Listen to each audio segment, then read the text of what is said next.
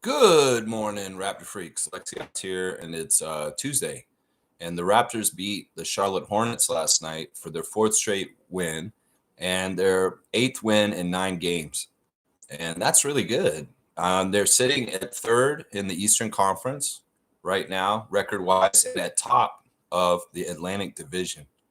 We're above New York Knicks, record wise, right now. We have one more win than them. They're 8-5. We're 9-5. 9 to 5. What a way to make a living. So we got the 5 stars a game, classic card, Instagram stories, straight goods on Canadian goods, all the reaction stuff. And if you guys do want to call me, you can call me on the phone. Nobody has to call me if they don't want to, but if you do want to call me, you're welcome to call on a reaction stream. Programming note: tomorrow, I'm going to do a watch along for the 9:05 game. So we're going to start later tomorrow morning. I'm going to start the show at around 10:45, an hour and 15 minutes later, because I'm going to live watch the 9:05's game against the Greensboro Swarm on the show tomorrow, and I'll even do play-by-play for the game tomorrow. We'll do a preview of the Philly game during that watch along, but we're going to also watch along 9:05. It starts at 11 a.m. tomorrow.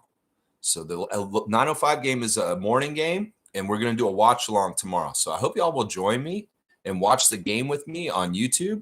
And I'll be doing live audio commentary during the 9:05 game, which should be a lot of fun because I've been watching them very closely this year. And if you guys have not been watching the 9:05, this would be a great introductory game for you guys to get in there and watch the Greensboro Swarm versus the Raptors 9:05 tomorrow morning at 11 a.m. So late stream start. We'll start at 10:45 a.m. tomorrow morning, guys, for the stream, just so y'all know. Programming note. All right, let's start with the stream with the comments. And Trevor J's first in. Commissioner of Fun, good morning to you, Trevor. When anger rises, hold your tongue. Anger will pass, but cruel words can leave lifelong wounds. Speak with kindness or remain silent. Yeah, I mean, that's one of those basic advices that you hear when you're a kid. If you have nothing nice to say, don't say anything at all. Because if you say something, you may mess things up in certain ways. You know, it is tough. Listen, sometimes people have got to be authentic. And sometimes people are going to be assholes if they're authentic. And, well, some people will get rubbed the wrong way by some people when they're authentic. And that's just how it is. In some ways, not everybody, once again, is supposed to get along with everybody. And some people are not actually good people to be around each other because they're not the same right personalities to mix. So I would say this: don't shrink yourself just to walk on eggshells around a person, but do have consideration. One of the best rules to have is this useful? Is this necessary? Is this nice? You should say those 3 things about anything you have to say. It's like, is this useful to tell this person? Is this necessary to tell them? Do you have to tell them or do you not have to tell them? And is this a nice thing to say to someone? And usually those 3 guidelines will help you a lot. See, I'm a manifester. I go quick. And that's how I can do the show. I take information in fast and I react to it fast. And in some ways, when you speak authentically in reaction, manifesting, you have no filter and you will say shit that's hurtful. And in some ways, that's one of my things for sure. Trevor J, I appreciate your words of wisdom. Yeah, I'm working on this every day myself personally. And I think about what is necessary, what is nice, and what is useful. Because that's really kind of the things that you should go over when you're thinking about this. Seriously. All right, Trevor's saying this also. Ingram dunk was nasty work. And what a block by him and Scotty to end the game to get the win. Yeah, Brandon Ingram spoke last week about an explosiveness that he hasn't gotten yet. And we saw an explosive dunk in the game last night. In fact, it's been there's a really cool clip of all the angles of it that they put up last night. And, yeah, it was a nasty dunk. It was a very nasty dunk. As Scotty said, B.I.'s got bounce, and he's got long arms. So he can do stuff like that. B.I., after the game in the interview with Danielle Michaud on the court, basically said that That's not even his explosiveness yet, guys. That's not it. Some people say, oh, he got his explosiveness last night. He made a crazy dunk. He posterized Kalkbrenner. But no, that wasn't just that. He's got other levels of explosiveness. And also, the stuff we saw last night is a little bit more of a window into just how powerful he is in closing games and helping us win games, because he's just like that. And, if he's not like that and he's getting doubled in the corner, well, he's dropping it to RJ, who's flaring into the middle and just running right open. And then he's just like that, making that layup. It's really nice to have two clutch factor players on our team, two guys that are absolutely bona fide scorers when the pressure is at the highest and things are crazy. And that is Brandon Ingram and RJ Barrett. Both those guys, and even Quickly and Scott, these guys can make clutch shots when things really matter also. But BI is on a whole other level.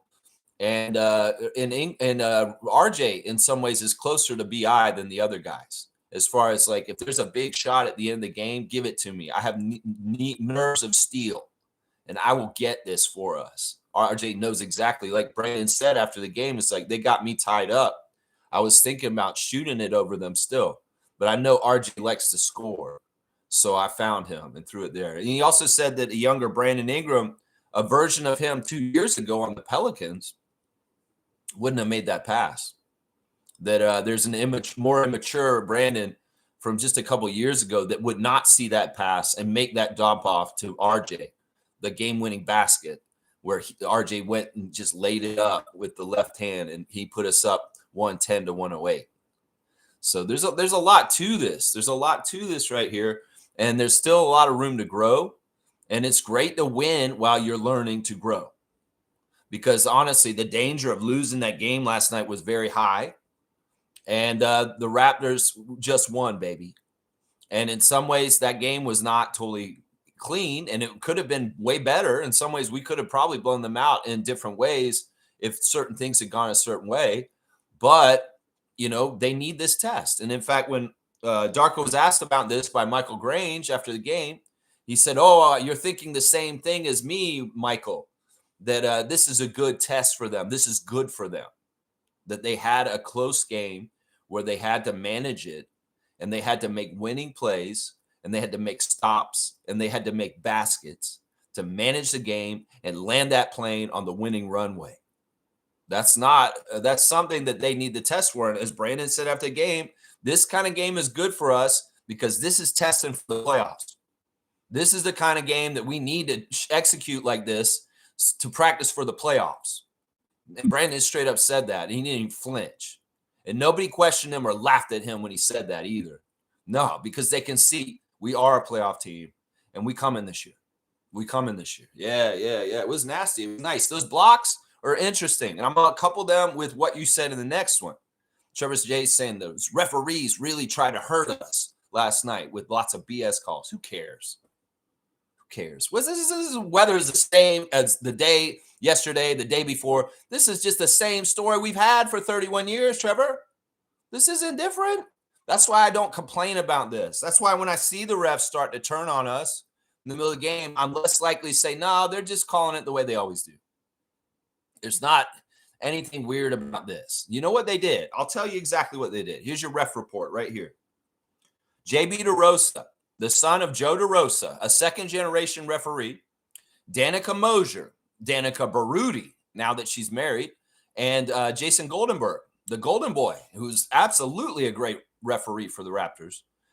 Basically, they saw this situation where the Charlotte Hornets going to need a little help if they're going to try and beat us. Now, the NBA on the down low would love for the Hornets to beat us because in some ways we're a little bit over where we're supposed to be right now with them. So this is going to be normal. We're going to have shitty refs for a while now, Trevor, because they want us to lose. They don't like that we keep winning. And even if we have to go 8 versus 5, we're going to do this. We got to keep winning this way because in some ways they wanted to keep it competitive. And that's what they did. The Raptors didn't play totally sharp. If we had played totally sharp, we would have blown them out. But we weren't totally sharp last night. And the referees manufactured a competitive game by giving free throws to the Hornets like crazy. Reporter asked Darko after the game, you would want to comment on the free throw discrepancy? And he said, do you want to give me a fine? No, I'm not going to say anything about this. But in him not even saying anything about it, he said enough about it that, yeah, 32 free throws for the Hornets and 16 for the Raptors. Yeah, that's twice as many. The refs will do this. In some ways, the NBA is an entertainment package. It's sports entertainment. And it's not entertaining to have routes over and over again. So on the down low, in every single game we play, the referees are trying to help the team on the that's losing to catch up. This is just the damn truth. And they'll do it for us too. If we're like down by 20, they'll start giving us calls and start trying to even out the game so it's more competitive, so it's more interesting, so that people will tune in, so that people will watch. Because 20-point routes are not entertaining to a lot of people. They want competitive games. So the referees have always done this. There's nothing new about what happened last night. They will help the team that's shittier to try and even it out a little bit more. Now, some of the calls were egregious and messed up, but I wasn't willing to say they were ref manipulating until the third quarter. And then I started seeing like travel calls on RJ, which is not normal. You do not see RJ Barrett get a travel call at this point in his career, but he got one last night at one point. I started seeing, weird calls with possession and different things like that. And I'm like, yeah, they are trying to help Charlotte. They are definitely trying to help Charlotte. And we can honestly say that this was an 8 versus 5 last night. That's true. The broadcast brought it up themselves. Alvin was getting annoyed with it. He said it in the game. He's like, man, these referees, he said it. And this is all true. But we have to give the referees credit for this. And this is the most important thing. In the last minute of the game, they let them play. Honestly, if they were really against us, they would have called a foul on either Brandon or Scotty for those blocks at the end of the game. The Charlotte Hornets announce crew, Del Curry, calling it out that Scotty fouled Colin Sexton at the end of the game when he tried to make that last layup at the end. In some ways, they may have a case. But see, JB DeRosa is the son of Joe DeRosa, and he understands a code of NBA refs that you don't let the foul line decide the game at the end of the game. So he swallowed his whistle, and he didn't allow for foul shots from Colin Sexton to try and tie it. He could have done that. He could have easily done that. He could have said foul on Scotty over the back because that's the call, and he did foul him. I'll admit it, guys. Hornets fan, if you're coming in here, I'll say, yeah, Scott probably fouled Colin Sexton at the end of the game. But did JB DeRosa call the foul then? No, he didn't. So we need to give some credit to the referees for swallowing the whistle at the end of the game like they're supposed to and not letting fouls and foul shots decide the game. So there's two sides of this. Sure, they fucking manufactured a close game by helping the Hornets the whole damn game with extra free throws. But when it mattered at the end of the game, they shut up and they did not whistle when it mattered, and they could have easily done that. Now, what would have happened? Colin Sexton's a good free throw shooter. He step up to the line, he probably hit both of them, and then it's a tie, and then it goes to overtime. Overtime favors the Raptors, though, because they're at home, and we're the better team, and we probably just kick their ass anyway. So it's like, just realize that on either play, the Brandon block was cleaner than the Scotty block. The Scotty block probably was a foul. It could have gone either way, but Danica Mosier and Jason Goldenberg and JB DeRosa didn't call no foul right at the end. So kudos to them for that, because that's an old school ref mentality that Joe DeRosa passed down to JB DeRosa. So we have to give them credit for that. And even when he came to review whether there was time on the clock still, he knew the game was over and that there's no point in this. It's like, let's not be Scrooges. Let's not get the NBA more maybe like people thinking that, oh, they are out to get the Raptors because they just won a game and now they're going to make them go back and do this. It was similar with the thing with the ball grazing the rim earlier with the shot clock and them checking that. I was like, what the fuck are they doing? Scott made the basket. He backed that guy down like a little baby and he made the basket. But no, JB DeRosa wants to go over and look at cartoons. And him and Danica and Jason are looking at it. And they're like, well, did it hit the rim to reset the shot clock? Because that mattered. Because honestly, in some ways, they don't need to be going backtracking and looking at that shit. Because if it had not hit the rim and the shot clock had not been, reset, that basket by Scott doesn't count. So I'm just saying, all right, let's see if this is actually a call or not. Caller, you're on the air. You're on the Raptor Freak call-in show. How are you today? Hello. This is an important message for Vinay. Oh, really? This is for Vinay? Well, this is the Raptor Freak call-in show. I don't know why you're calling me right now. How are you doing? You're on the radio. Hi, you're on the radio. You're calling it a call-in show. Oh, you're a robot. Hello. Hello. Hello. Hello. Hello. Hello. Hello. Hello. Hello. Hello. Hello. Hello. Vinay ain't here, bitch. That call was for Vinay. Wow, that was interesting. Is this the future we're for? Just say hello, and it'll keep saying hello at you. The AI robot calling me now, the bill collector for Vinay. Poor Vinay. They got the robots after him now. Anyway, I was wishing it was one of y'all, but it was a Vinay. Oh, that shit's so funny. All right, let's keep going. Bryce Lawson, good morning to you, sir. Holding it down in the great state of Kentucky. That's right, Wildcat country. That's right, Jamal McGlure. That's right, Emmanuel Quickly. That's right, 8-1 in our last 9 with Philly being the team who beat us. And that's who we play tomorrow. We have an opportunity to get our get back. That's right. Increase to 9-1 in our past 10 games and also increase our win streak to 5 games tomorrow night. Let's fucking go. Yeah, we got to go back to Philly for this one. It'll be fun. I mean, all right, we've had 5 losses this year, and 3 of them were to Texas teams. 1 of them was to Milwaukee, and 1 of them was to Philly. We got our payback on Milwaukee already for the loss on Milwaukee. We owe those Texas teams still. So when San Antonio and Dallas come to Toronto, we need to whoop their asses. When we go to Houston, we need to whoop their ass. And, well, when we go to Philly tomorrow, we need to whoop their ass because we have receipts to be paid to teams that have beaten us so far. And Nick Nurse, yeah, you're next. We coming. Tyrese Maxey, Wildcat. Hello, Wildcat. We're going to have a little Wildcat versus Wildcat real quick. It was Blue Devil versus Blue Devil last night with Con Knipple. In some ways, I feel like he's a con, but, he looked kind of bona fide. I mean, he was making shots, but I still think he's more Jeff Hornacek than Chris Mullin.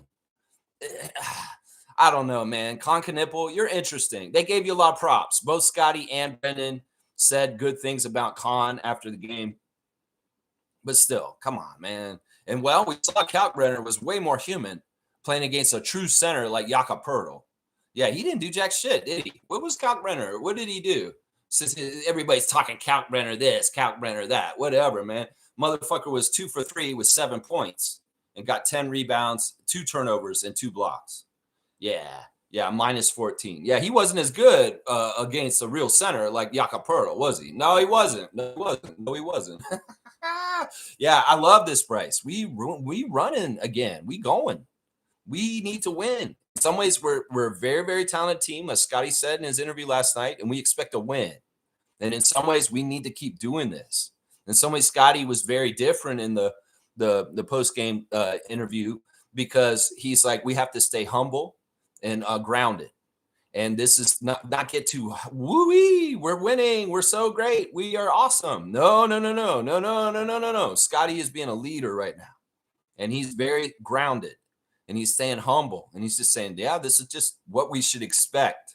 That's something that Greg Popovich told the Spurs a long time ago. It's like, don't get all excited about winning. This is who you're supposed to be. You're not supposed to act all crazy. Woo, like Patrick Beverly jumping on a scores table after winning a playing game. No, you're supposed to act like this is normal. And this is just everyday activities, getting the W. And that's the Spurs way. That's the way they were so good for so long under Popovich, is that they didn't have this mentality of like, wow, woo, we won, yay! The Charlotte Hornets will be like that when they win. But we don't need to be like that because we need to expect it and go get it and stay grounded and stay humble and say, this is just Raptors basketball. Because that's what Spurs basketball used to be. And that was part of the secret to their recipe. And Scotty's getting this. He's leveled up so much, not just as a defender and a player on the court, but as a team leader and a captain and the setting the tone of the energy and how this team is. In some ways, a lot of the success of the Raptors is coming from Scott and just his mentality and the way he is. It goes through everybody else. And that's amazing. And that's a really, really powerful thing. Really, really powerful. Trevor's saying this. The Sixers beat the Clippers last night. Yeah, that was a close game. Paul George returned to the court last night for the Sixers, finally.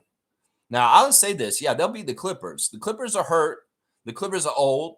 The Clippers have been losing a lot, and they're at the bottom of the Western Conference already at the beginning of the year. That's good. They deserve that. Aspirations to be at the bottom. Aspiration to be at the bottom, Steve Ballmer, since you're a cheating ass motherfucker, especially with more of the details coming out about Uncle Dennis and you and Kawhi and Toronto and leaving here and going to your team and all that bullshit. Yeah, you guys deserve this shit, just like Dallas deserves to be in the bottom too. Clippers and Dallas at the bottom. Ooh, that's great. That's deserving of pretty shitty owners doing shitty things. Yeah, that's just karma right there. Yeah. So I'm not surprised by this. Now, what I'm going to say about this, and this little preview for tomorrow, for the preview of the preview, is that Paul George could screw up their chemistry and make things all crazy and out of whack because they're trying to integrate him back in. And maybe he's a little off. Maybe his rhythm isn't right. In some ways, I love when players come back after being gone for a while because sometimes there's an adjustment period where they don't exactly fit in right. So I'm hoping that Paul George will actually add to them losing when we play them tomorrow night. Because in some ways, you just add him and, he's going to be off and running. No, we know that's not true. And there's going to be a lot of missed shots, maybe some miscommunication, some turnovers. And maybe he'll just be adding up to losing more than helping them win. Because honestly, that could be true. We'll have to see tomorrow when we play the Sixers. I'll have all the latest lineup news, the referee crew, and we're doing a watch along tomorrow. Raptors 905 at Greensboro Swarm, 11 a.m. Eastern start time. We will be doing play-by-play on this channel. I will be calling the game. So if you want to hear me call the 905 game, woo-wee, you get to see Lex do a play-by-play and a color commentary just from one man. That's right. All right, let's keep going. Isaac's saying, Scotty be good. Scotty be good. Went down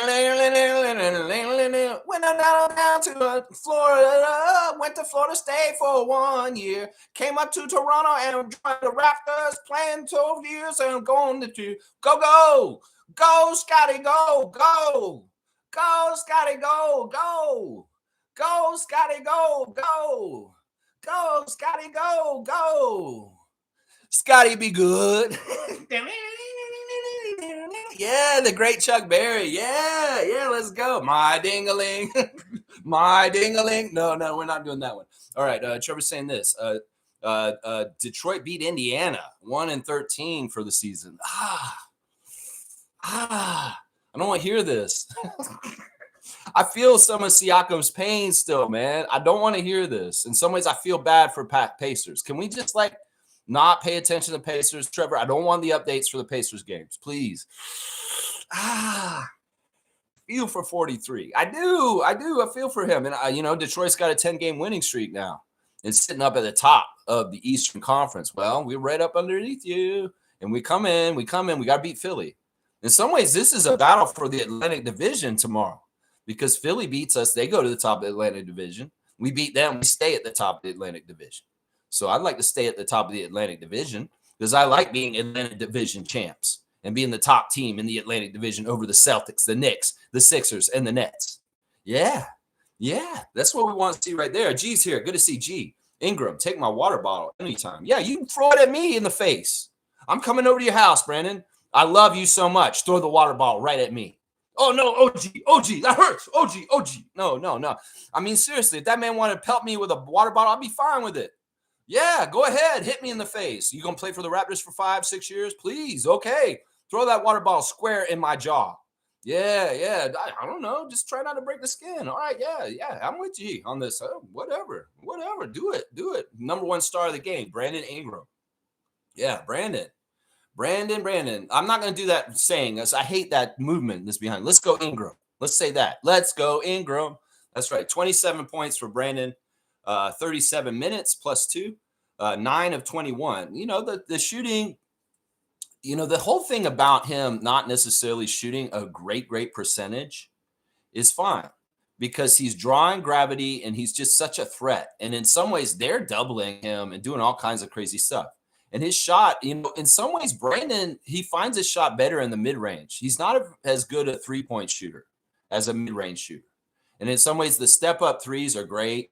If he has a rhythm on his three, he'll make it. But a lot of the threes can be flat and missing. And, there is some missing in like trying to shoot over people with their hands right in your face and just being all over you. There's usually a double sometimes that he's shooting over. So, a 9 of 21 shooting, I'll take it because it's not that far away from 50%. It's not that far away. 3 of 6 from 3, that's 50%. That's 50%. 6 of 7 at the free throw line, 6 rebounds, 3 assists, 5 turnovers, 2 steals, and 3 blocks. Yes, Brandon is supposed to be just a scorer, but he's a stat stuffer too, and he's getting major rebounds. Like I like how Scotty brought up, Brandon's going to get rebounds. Like you see him go and track them and like go get them with 2 hands and bring them down, just like Scotty's doing, just like Pirtle does. We need this kind of rebounding, 2-handed, bring it down, end the possession rebounding. And Brandon Ingram's one of our better rebounders right now.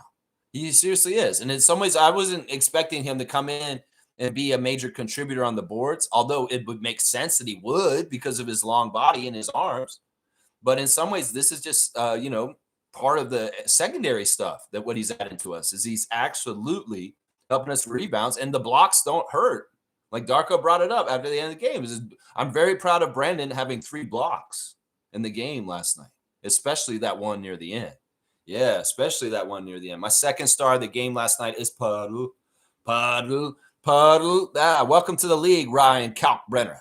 Yeah, this is what a real center looks like in this league. You've been going up against some jabroni posing people so far in your career in the NBA. Well, this is a real legit strong center named Yak. And welcome to the NBA. Yak looks so cool with the City Edition jerseys. Guys, the jerseys look fire. Anybody who had a problem with the white trim? No, it looked exactly right.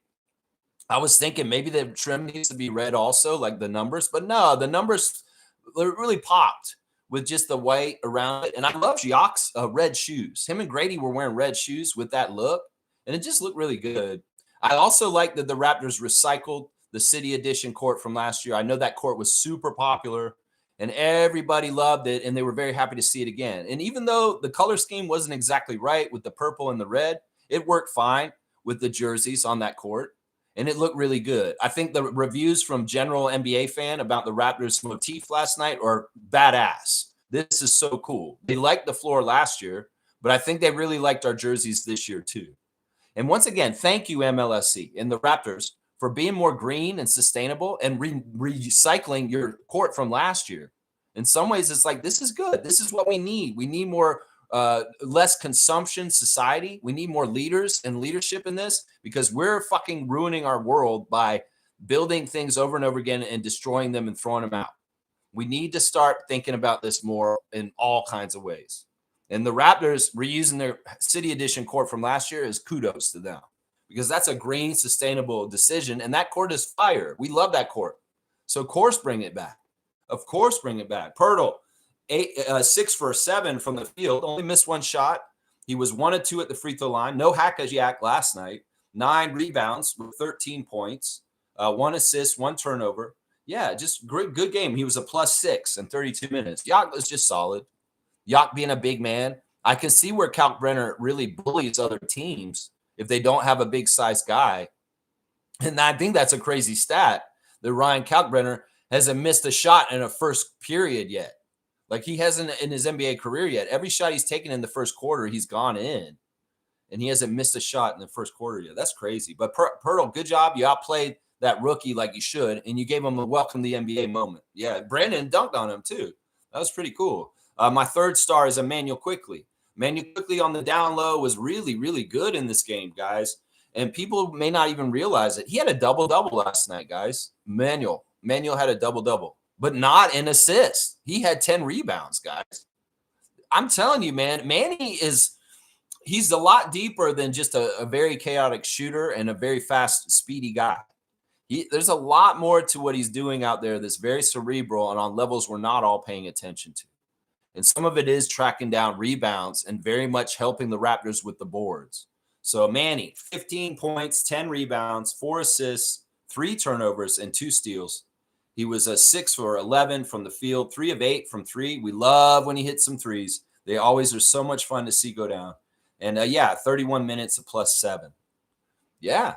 I mean, in some ways, in the down low, Emmanuel Quickley is a badass. And the Quick Shed lineup is very fun to watch. When him and Shed are out there together, and we're seeing it more and more, it's a fantastic lineup. In fact, Lewinberg was asking Darko about the Quick Shed lineup and harkened back to Lowry and Van Vliet and talking about this is kind of like Lowry and Van Vliet. And Alvin said in the broadcast, it's kind of like Iverson and Eric Snow from Philadelphia days. And that's true. Like, I'm not saying that Emmanuel's like Iverson completely, but he's a little bit of a dynamic scorer like him. And Eric Snow was a more standard point guard like Shed. So the comparison to Iverson and Snow is very sound by a Boogie. And then Darko, when Josh Lundberg brought up Lowry and Van Vliet, Darko's so funny. He's way more comfortable with the press at this point. He said, "Oh, are you trying to show off that you've been here for a while?" He said that to Lewinberg because he's like talking about Van Vliet and Lowry. It's like, "Oh, you've been here a while, obviously." So Darko's so funny, man. He's pretty cheeky, joking about not wanting to get a fine for talking about the refs. And then at the end of the game, at the end of the press conference, somebody asked Darko, "Are you having fun?" He said, "Yeah, I'm having fun." I love it, man. I love it so much. But yeah, Manuel was awesome on the download, guys. Scotty is my 4th star. Scotty, his stats aren't like super crazy, but they're all right. They're all right. 16 points for Scott on 50% shooting, 8 of 16. He missed the only 3 he tried to attempt. But and all that crazy shit, and this is probably the most egregious thing about this game last night, is that he didn't shoot a single damn free throw last night. Scotty. And meanwhile, Con Knippel's getting up there like 20 free throws and all this crazy shit. And meanwhile, Scotty doesn't get a single damn free throw. He's an all-star. What are you doing, JB DeRosa? Why are you giving so much favor to a rookie who just came in the league like Con Knippel over Scotty, who didn't even get 1 free throw last night? That's fucked up. That's fucked up. That is fucked up. Right there. That's fucked up. 6 rebounds for Scott, 6 assists, 1 turnover, 1 steal, 2 blocks. Yeah, plus a -6. His minutes were actually losing minutes out there, Scott. 33 minutes for Scott with 16 points. Yeah, very important block at the end. Like I said, the referees are supposed to swallow the whistle in that kind of situation. Colin Sexton, you're a badass. You make that ball go in to make sure your team gets overtime. You know what? And we can try and do anything we can to try and stop you right at the end of the game because the referees don't want to call a foul if they don't have to. And in some ways, like, I don't even know if you should have been down there. As Brandon said in his interview, you're too small, bro. You're too small. Why were you down there trying to make the low post? Because you got the offensive rebound and you're trying to put the putback? Yeah, you're too small. You're in the land of giants. You're getting blocked. You're getting blocked by Scotty. And kudos to JB DeRosa and his crew for not blowing the whistle then. That would have looked really like, yeah, they're trying to screw the Raptors over. They knew that too. That's part of it right there. There's a limit to how much you can help the other team, referees. That's right. Until it looks like you're railroading the game.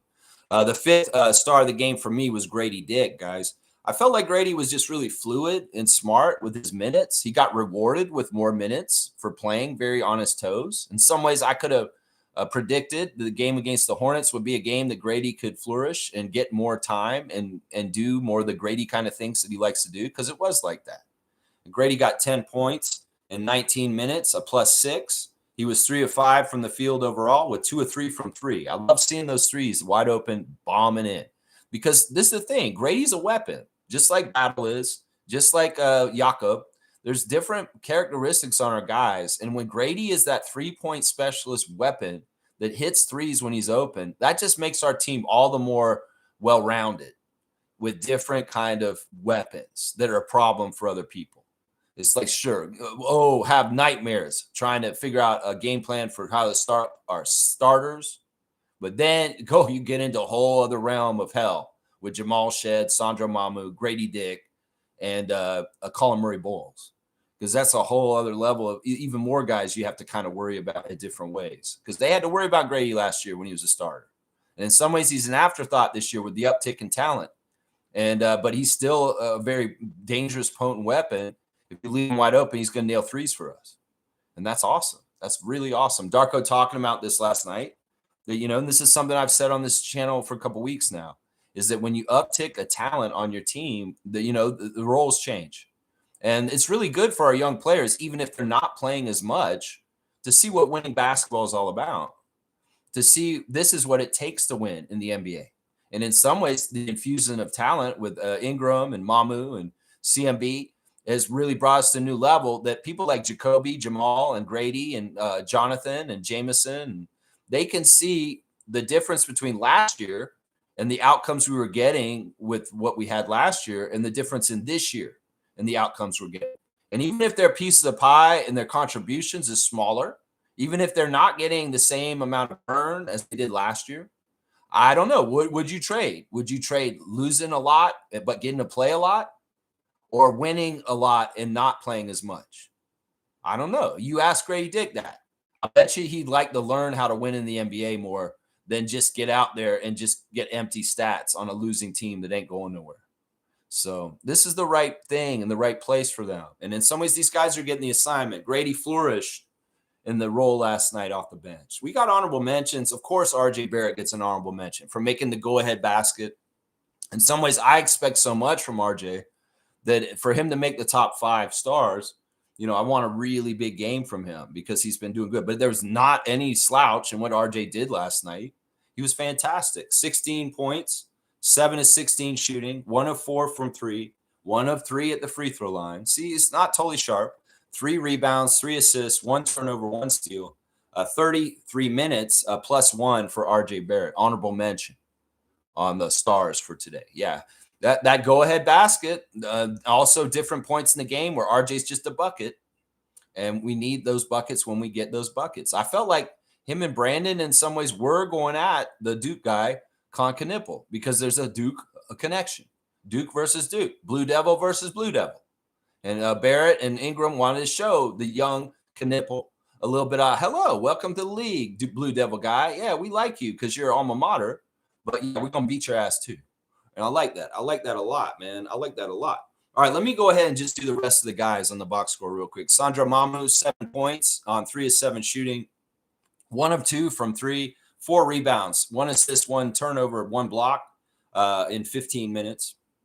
Colin Murray Boyles got 4 points on 1 of 3 shooting, 2 of 2 at the free throw line, 1 rebound, 1 assist, 1 turnover in 15 minutes. He had some bright spots here and there.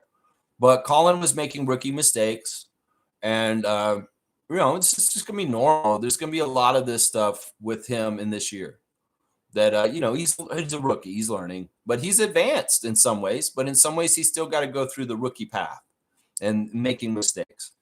Jamal Shed, 2 points on 1 of 2 shooting. He misses only 3, 2 rebounds, 4 assists, 3 turnovers, 2 steals, 1 block in 20 minutes, a -7. Not the sharpest game for Shed, but steady. In some ways, we just need Shed to do the particular things he does, the bench leader and organizing and setting guys up. But he doesn't have to look exactly perfect every game. And then Jacoby, he got in for 4 minutes. He didn't score. He got 1 rebound and a turnover, and that was a +2 in 4 minutes. Yeah, Jacoby, I want y'all to stop expecting things from anybody. I think that, once again, the only stat that matters is this one. And even if Jacoby seems like he's absolutely struggling, realizes this is part of the process and that he has to go through the fire to get to the other side. And he will. He'll be fine. In some ways, it's much better, once again, for him to go through the fire and have growing pain games where he doesn't do exactly that well while the team is still winning, right? That's what we want, right? We want to win. So if Jacoby can have a bad game or growing pain games or go through a stretch where he's just going through a transformation and is kind of ugly, there's nothing wrong with that. And in fact, it's great when it can happen while we're still being successful. A DMP for Jameson, even though he was available, I'm not upset at that. He was activated just a couple of hours before the game. And in some ways, Darko's shown this pattern before, that if a guy's on the injury list, questionable in the morning, even if they get activated and they're allowed, he sometimes doesn't play them just for precaution. And AJ, even though he got called up, I said this a couple of weeks ago, said it doesn't matter if they call up AJ. He's not going to get to play because we're healthy. And the only way AJ Lawson plays last night is if we blew them out and we were up by 20, or they blew us out, which God forbid that happens. That's when AJ Lawson plays and Jonathan Mobo and Jamison battle. Is when the Raptors have kicked their ass so much they got to empty the bench and they're coming in for garbage time. So we dressed AJ. He got to wear the very cool City Edition jersey, and now he has that to his collection. But he didn't get to play, and we've used one of his two-way games last night. But that's fine. We won. That's what matters right there, right? There you go. That's what matters. So yeah, there's the box score with the players. Looking at their stuff. We'll do the team stats still at some point in just a sec. Yeah. Let's see. Shaq Lindsay's here. Good to see you, Shaq Lindsay. Thank you for supporting the channel as a member of this channel. Shaq Lindsay, you are awesome, man. I appreciate you so much. And I appreciate your day in, day out contributions to this channel. Let's see. This win, although to a lesser opponent, means so much to our chemistry and our players showing up in pivotal moments. BI showed me that he's all bought in. That block and assist was amazing. Yeah. He's definitely showing multi dimensions to his game. You know, in some ways you could look at BI and his career and say, wow, he's just a really solid scorer. He's just so good at scoring. But man, with a body like that and the athleticism he has, he should be good at other stuff, like blocking shots. That makes sense. His arms are so damn long. And if he's a smart guy and he's been playing basketball forever, there's a lot of aspects of the game. And assists, rebounds, blocks, steals, there's more than just points. And I love seeing, I think you're right. This is a really good sign that he's completely bought in with us. And he wants to win. He's not trying to waste his life. And in some ways, like, he's really relishing being healthy. And he sees, like he said after the game, the energy's been so good in Toronto. The fans, the coaches, the players, everybody's been feeding him such good energy. And he's just relishing it. He's just loving it. He's loving it. It's got to be really different than the first two stops in his NBA career, LA and New Orleans. It's got to be very, very different playing for the Raptors. And I think in some ways he's thriving and achieving more, partly because of the order and the just really having our shit figured out here in Toronto. That's one of the best things about our franchise since Tim Lewicki came and Masai got hired, is that we have all our ducks in a row. If there's any questioning about like our franchise being inept or doing things wrong or weird things, that's not the case since Masai got hired here. And even after he's gone, this is not the case. That's one of the things that was the most cool thing about Masai, was that we're not fucking around. We're not half-assing. We're not doing this just for a show. We're doing this the right way, because if we build this the right way, we do this culture the right way, and we do this for a long, long time, it will stick. And that's part of what I'm trying to say. Even through the Tampa year, even through the pandemic, even through all the bullshit that we've gone through in the last 5 years, there's a certain quality and standard that the Raptors organization operates under, even if they're not winning. And that's important because, you know, you see when it does come around, when we're winning again, how nice it comes right back into what we're doing. And it's not, we don't have to recapture it because we're still going through the motions of excellence and having all our ducks in a row, even when we're losing. So that when we're back to winning again, it's really easy to like go with it, because we just, it's the same thing as a player building good habits. Good habits lead to good outcomes. We've built good habits as a franchise, and it builds to good outcomes. You know, that's what I see right now. That's it. Yeah, Nako's here. Good to see Gerald. Brandon's best game yet. The defense has been a surprise.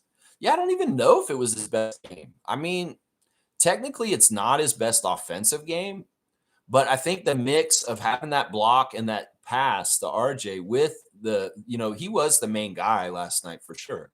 And he really was carrying us and the focal point for our offense very, very much last night. And that was good. That was good. In some ways, I wonder if Ingram likes playing against the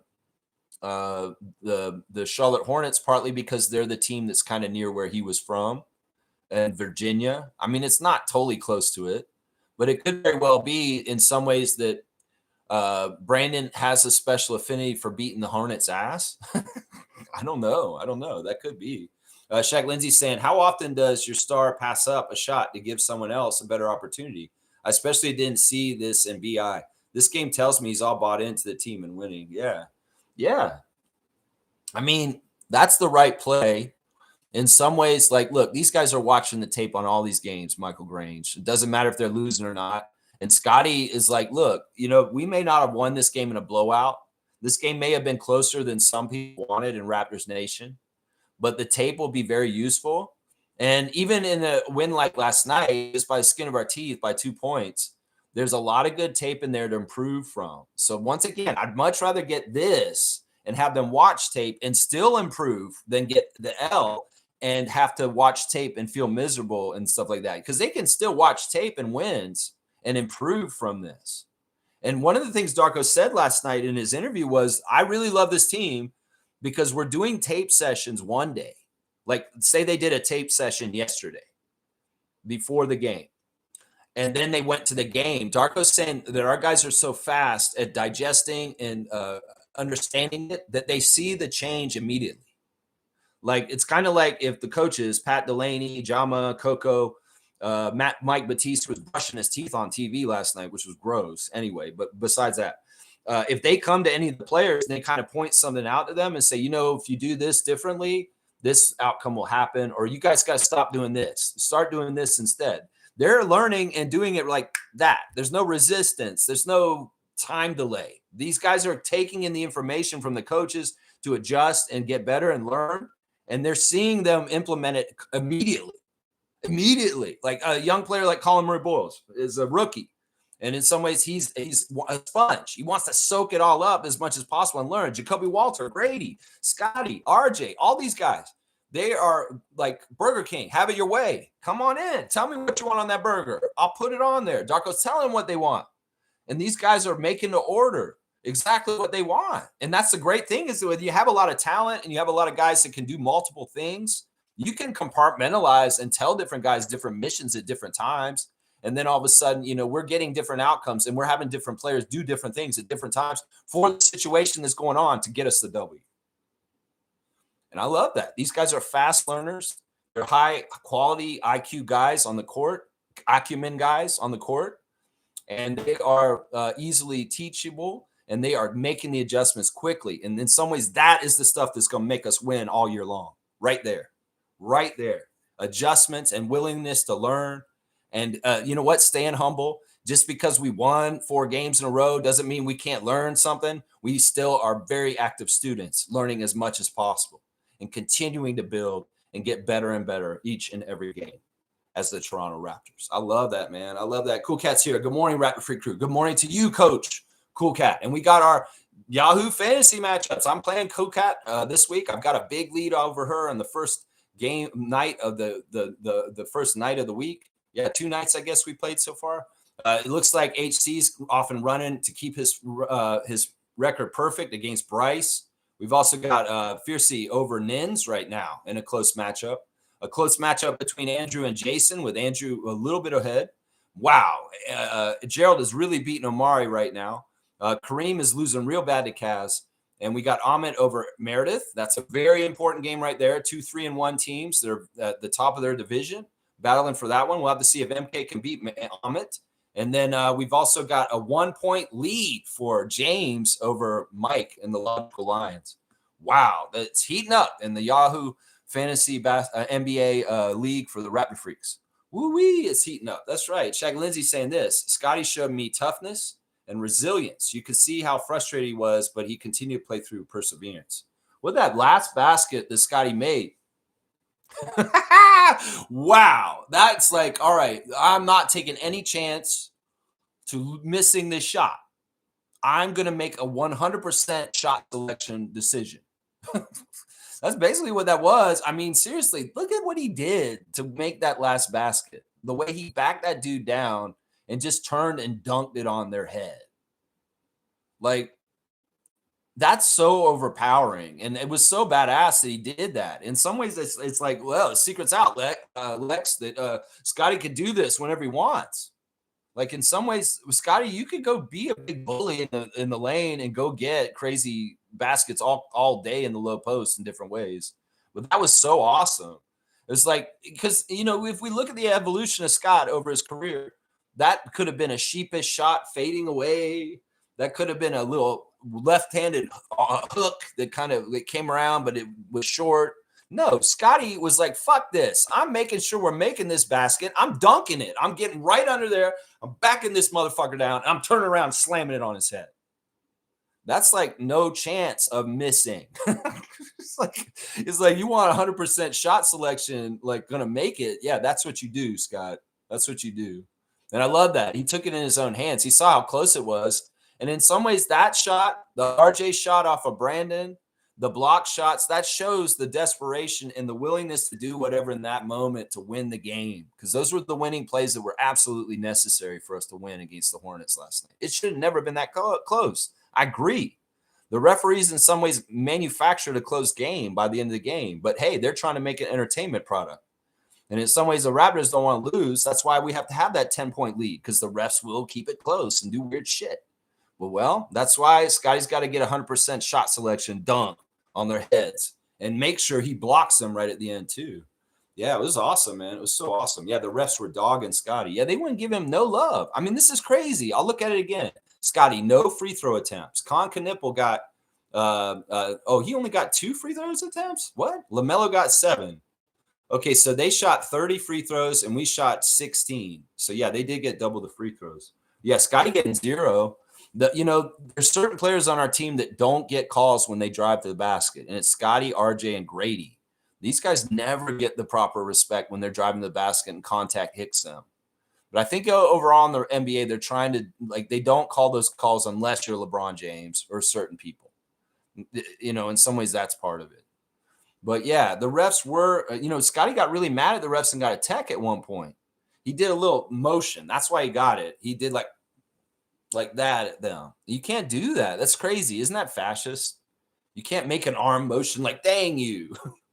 That's the whole reason why he got a tech, is because of the arm motion. He could have said something. He could have done whatever, but he went like this, and they called a tech on him, which is kind of bullshit, Yeah, the refs were fucked up, but, and I will say we won 8 versus 5, sure. But once again, give them credit for not calling a foul at the end of the game. Give them credit for that, is what I'm saying.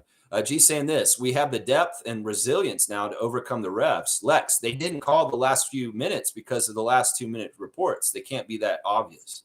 That may be part of it, but it's also that this is an unwritten rule, G. You know this from the old NBA. You don't want to let the free throw line decide the game. In some ways, you want field goals to decide the game. And they don't want the refs to blow whistles at the last minute of the game. That's a general rule in general for the refs. They know this. It's always been the case. It's been the case since I started watching in the 80s.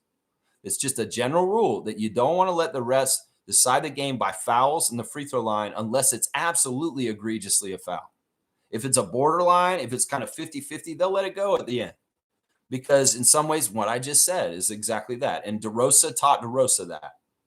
DeRosa to DeRosa. That's how that goes, like that. That's right. That's right. Seymour's saying too close for comfort, but we'll take the W. Hey, I'll take a call if you want to call me, Seymour. If you're not busy at work, you want to do a 4 quarters, you have the right, sir, to call me if you'd like to. But yeah, all we want is the dub. I say just win. Well, we just won. And in some ways, that is the assignment, and that's it. G's saying this: Scotty hit the ball first, so it was not a foul. The contact came after the ball was already hit due to momentum. It was not a foul. No credit to the refs. Laugh out loud. No, still, I mean, think about how they call shit. Even if it looks like contact, they could have called it, and then we could have challenged it because we had our challenge still, and then maybe we would have won the challenge. But they could have done this. G, we got to give them credit for this. They didn't even try and call it. And that's the right way to do this. I mean, we don't have an animosity towards the refs, guys. In some ways, we want the refs to be on the up and up and fair. And in some ways, we don't want to be just angry at the refs all the time. The refs can be shitty and they can be bad. But in some ways, like Alvin said on the broadcast, you want to cultivate good relationships with them. When I went to the 905 game, I saw AJ Lawson hanging out with David Guthrie for 5 minutes before the game started, just palling around and joking. These guys invest time to try and get to know the different refs and to try and have relationships with them. Because if you do have a friendly side with the refs, they will give you favor. They will give you favor. Absolutely will give you favor. And that's why sometimes a rookie has a hard time getting a call because nobody knows you. But LeBron's been in the league forever. Everybody knows him. There's differences to this. So, yeah, I don't want us to – I know at times I've even been in the past somebody who's had animosity towards the ref. They're just out to get us. I get our place in the league, and I get that we may get some bias against us. But that's just part of the whole terrain we have to go against to try and win. We can't change it. So instead of complaining about it, instead of getting mad at them about it, we just know what the settings are, and we need to fucking achieve against it. And that's what we did last night. So, yeah, I mean, I'm serious. The DeRosa family knows this. JB knows this from his dad, Joe. You don't blow the whistle at the end of the game and decide on free throws if you can, unless it's absolutely necessary. And you may be right that it wasn't really a foul. It was a clean block at first, but there was contact, and Colin did go to the floor, and the Charlotte Hornets announce crew is saying it was a foul. If there's any ambiguity, they could have called it and then checked it afterwards with the replay center. Now, even that challenge, or there was that one call, the call about the grazing of the rim to reset the 24-second clock to get 14 seconds for Scott to make that basket. Tyler Ford had our back on that one. I know it because he's in the replay center last night, and he made sure that JB DeRosa said that ball touched the rim. So, listen, it's a two-sided thing. What matters? Did we win? I'm not mad at the refs. You guys can be mad at them, but what's the point? We won. They weren't right. You guys were right about that. But in some ways, I'm not going to get mad at them. They're just NBA refs. In some ways, that's one of the hardest jobs to do in this entire world. Seriously. It's very, very, very, very tough job. Very, very tough job. Shaq Lindsay saying this, LaMelo was soft like Jello, but Khan was nice. Yeah, he saw Adonis was there for part of the first half, but he left. He was there with his little buddy. Yeah, Adonis' favorite player is LaMelo. So if LaMelo's in town, Drake's son's there. But Drake didn't come, but his son was there for a second. He wasn't there for long. I guess he got bored and they left in the first half or something like that. Or maybe he knew LaMelo was about to lose, and that's what it is. Let's look at LaMelo real quick. What did LaMelo do last night? 6 of 19 from the field, 1 of 7 from 3, 7 of 7 at the free throw line, 5 rebounds, 8 assists, 3 turnovers, 1 steal, 20 points in 28 minutes, a +6. So he was a winning player. He wasn't hitting his threes. That's usually where he's getting his points. So, he was more inside. I don't know. He was goofy. In some ways, he actually is a really good finisher in the lane. In some ways, he has some pretty good moves to get open and get the lane. I'll give him that. Con Knipple, 24 points, 9 of 16, 4 of 10 from 3, 2 of 2 at the free throw line, 7 rebounds, 1 assist, 3 turnovers, 3 steals in 36 minutes, a +2. Yeah, not a bad player. Seriously, not a bad player. I mean, I can see the hype. In some ways, his stats just look better than most of the other rookies right now. In some ways, it's like, what? Cooper's stats aren't as good as Khan's? Oh, okay. What about Dylan Harper? What about VJ? We have to check all these different people and see how they rank at the end of the year. Maybe Con Knipple will look really good to start, but by the end of the year, he don't look so good. And somebody else looks way better. I don't think this guy's the rookie of the year. I don't think this guy is he may be all rookie first team, though. He could be all rookie first team. Yeah. Otherwise, on that team, do I really want to note anybody else? Miles Bridges, who cares? Who cares? Who cares? Let's just keep going. All right, let's see. Nako's saying Scotty and BI deserve All-Star this year. I think so. If we're a top 3 Eastern team when All-Star voting's going on, we should get 2 All-Stars, guys. And Scotty and BI are those All-Stars. I mean, I would say that RJ should possibly be on the world team. Like, this is the bullshit. They think that they can't make two teams and have them split. There's enough really good talent for the world. And in some ways, the Americans, there's a lot of people in the league. Yeah, they're mostly Americans, but you got to understand that's geography. It's so stupid. People are saying, well, they should be two out of 3 teams for America because there's so many more Americans in the NBA. But part of that's geography. And that doesn't mean that on the rankings and things, if you took the top 50 players in the NBA, I'll bet you about 25 of them are foreign and 25 of them are American. I'll bet you money.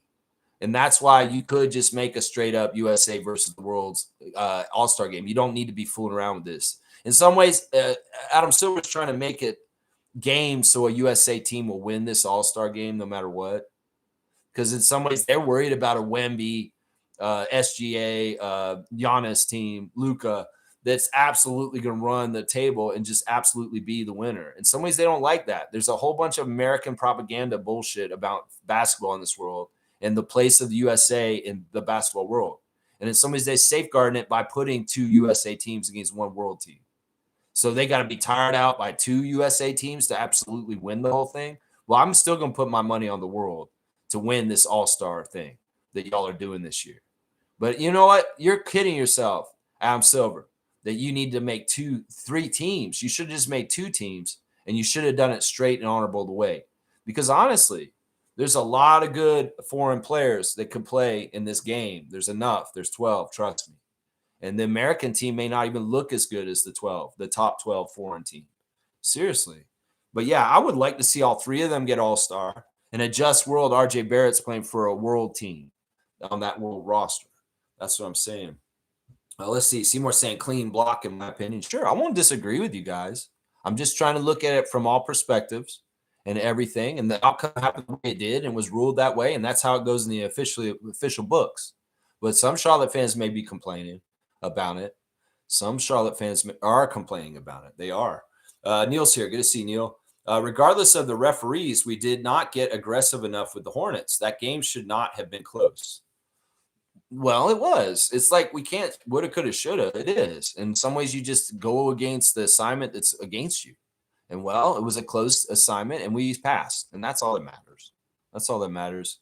I don't know if it's about aggressiveness or whatever. Once again, I'm going to say this because people have said we worry about the start of the games. We worry about what we're doing and why we aren't beating teams better. There's no such thing as this shit. It's like there's no preordained just because the shitty ass Charlotte Hornets that you're just going to rout them. You know, they've got some things working in the right direction. Charles Lee is a very smart coach, and they're trying. They're trying. They're going to be trouble. This is the NBA. There's no guarantees just because of records, whether it was the Pacers on Saturday or the Nets last week or last night with the Hornets. We can't just expect we're going to get 20-point wins against these teams easily. This is the NBA. It's still hard, and these teams are trying to come up. And in some ways, it's like, you know, I'll agree with this. I think that, all right, Darko let them have Sunday off. Darko let the guys come back to Toronto, and they didn't practice. They didn't do nothing. They just had a day off to you know, Emmanuel got his hair done. People did different things on their day off on Sunday just to rest and recoup coming back from this road trip. In some ways, they may get a little comfortable and be like, oh, I'm back home. Oh, I can breathe easy. And maybe they come to the game a little bit less up because they're kind of more comfortable after being a day at home and a day off. You know, there's different reasons for this. The whole phenomena of coming back from a road trip in the first game back, sure, that was a factor last night. But I mean, what does it matter if we win? You know, it's like they don't have to be perfect all the time. They just need to be perfect at the times that ensure that they win. That's what I say right now, because they're not going to be perfect all the time. And they're going to look not as aggressive as they should at times. And they're going to miss shots at times. And they may be losing at times. But once again, what matters when that 48 minutes is up, who's up with the score, that's all that fucking matters. And even if it's a bad team and we think, oh, we should have beat them by 20, this is the NBA. All these teams are tough to beat, even if their record's shitty. It's tough. It's tough. Yeah, it's tough. Fiercely saying this. Good morning, fam, and happy Tuesday. This shouldn't have been that close, but I'm glad we maintained pressure and showed energy. We wanted to win. We love the grit in the final minutes. You know, I'm happy with the game being close. Darko is too. He's not upset at the players. He doesn't think like you guys that we fucked up and we let them get too close to beating us. No, he's happy that the opportunity for them to be tested in this way happened. And that he was giddy about it, actually. He was like, oh, Michael, I was thinking the same thing. I'm so happy they had to have a close game. And it was close, and it was a nail biter. And it was stressful. You know, I'm happy about that. I mean, I'm happy about it too, because in some ways, this will help us better in the long run with, like Brandon said, the playoffs, different things, and more close games coming up. We need to practice this. We just run roughshod over everybody like 905 did in their first 3 games. We're not testing ourselves in close games. We need to test ourselves in close games. So a game like last night's absolutely a great game. And in some ways, yeah, okay, we wanted a 21-point win because that's what we said yesterday in our stream. But we didn't get that. We got a 2-point win. And that's still a win. That's what I say. And in some ways, this is a great test. This is a great test right here. Good to see you, MJ. Always good to see you in the chat. Hope Junior's doing great. Kareem saying this. I love seeing the maturity of this team. Seems like yesterday we were trying to find out whose son was who. Whose son was who? What? I mean, this is part of it. The big centerpiece of the maturity is Scott. In some ways, I think that this is a weird way that they kind of turned the corner on maturity. Is the showboating earlier this year. Scotty flexing on Giannis and losing the game still. Emmanuel calling 5 and losing the game still. In some ways, this was a call out on maturity. On like, whoa, bro, you can't do that without winning. Don't write those checks that you can't cash because you didn't win. And well, maybe they thought about it. And they're like, man, that's not mature. But I feel like they've been way more mature in their approach in different ways. Now, Scotty's still trolling here and there, trolling and showboating to a degree. But for the most part, it's the right amount for what he's earned as far as how he's kicking ass and being respected because he's winning. So I don't know. It's weird. There is a new level of maturity. You're exactly right. There is, Kareem. And I love it. I love it because this is what's getting us wins right now. That's right. Fiercely saying robot is glitching. Hello, hello. That's funny, man. So if you just say hello to the robot over and over again, it'll say hello back to you. Wow, we're going to figure them out. We will defeat them in the end. Skynet, you're going down. Where's John Connor? We need to call him and tell him the information. Just say hello over and over again to them. It fucks them up. Yeah, it works. Blackhawk saying this. Scotty's block on Sexton was clean, which is why the refs didn't call a foul. Sexton needs a growing inch. I like that Brandon cracked on him after the game. He said, yeah. He's like, I knew if Colin was guarding me, he wouldn't be able to stop me because he's too small. He did the verbal version of this. He did the verbal version of this. And I love when Brandon dunked on them with that amazing dunk. Shed was on his head, walking next to him down the court. He's going on his head, and Yak pushed him. He was so proud of him after that dunk. Yeah, that was a fantastic dunk. That's really a highlight dunk. If Paul B was still doing his highlight reel, I'd be saying, rack that one up, Paul B. Rack that dunk by Brandon Ingram in the game last night. Woo-wee, that was nice. That's right. I mean, I'll agree with you guys. I'll say this, but there is a little bit of a cloud of mystery around the block and whether it was clean right at the end. And the refs could have gone way more overboard with cartooning and watching it and trying to analyze it than they did. And they didn't. In some ways, that's another reason why you got to give credit to JB DeRosa, second-generation ref, because in some ways, his dad raised him right and understood, yeah, I'll visually see this, but in my mind, I'm doing the math calculations as an NBA ref. Do I call a whistle or no? Because that looked clean, and I'm not calling it, and that's the game over. And really, we just want to go check and see if there's any time on the clock when the ball went out of bounds to give them one more possession because Scotty hit it out on a block. The refs are doing the refs. The refs were artificially trying to help the Charlotte Hornets with free throws, yes. But did they get in the way of the Raptors winning in the end? No. Ultimately, no. And that's the difference. We just want a fair shot to win. And maybe it doesn't seem fair, but we did win. Randolph's here. Blessings, beloved Raptor Freaks family. Your strength is best displayed in moments of weakness. Never give up, even when you're struggling and are down. Yeah, especially if you're in a position that other people see you in it. Because you can be a really good influence on them. You could be an example. You could be somebody that shows them like a role model. This is what happens when you're in this bad position.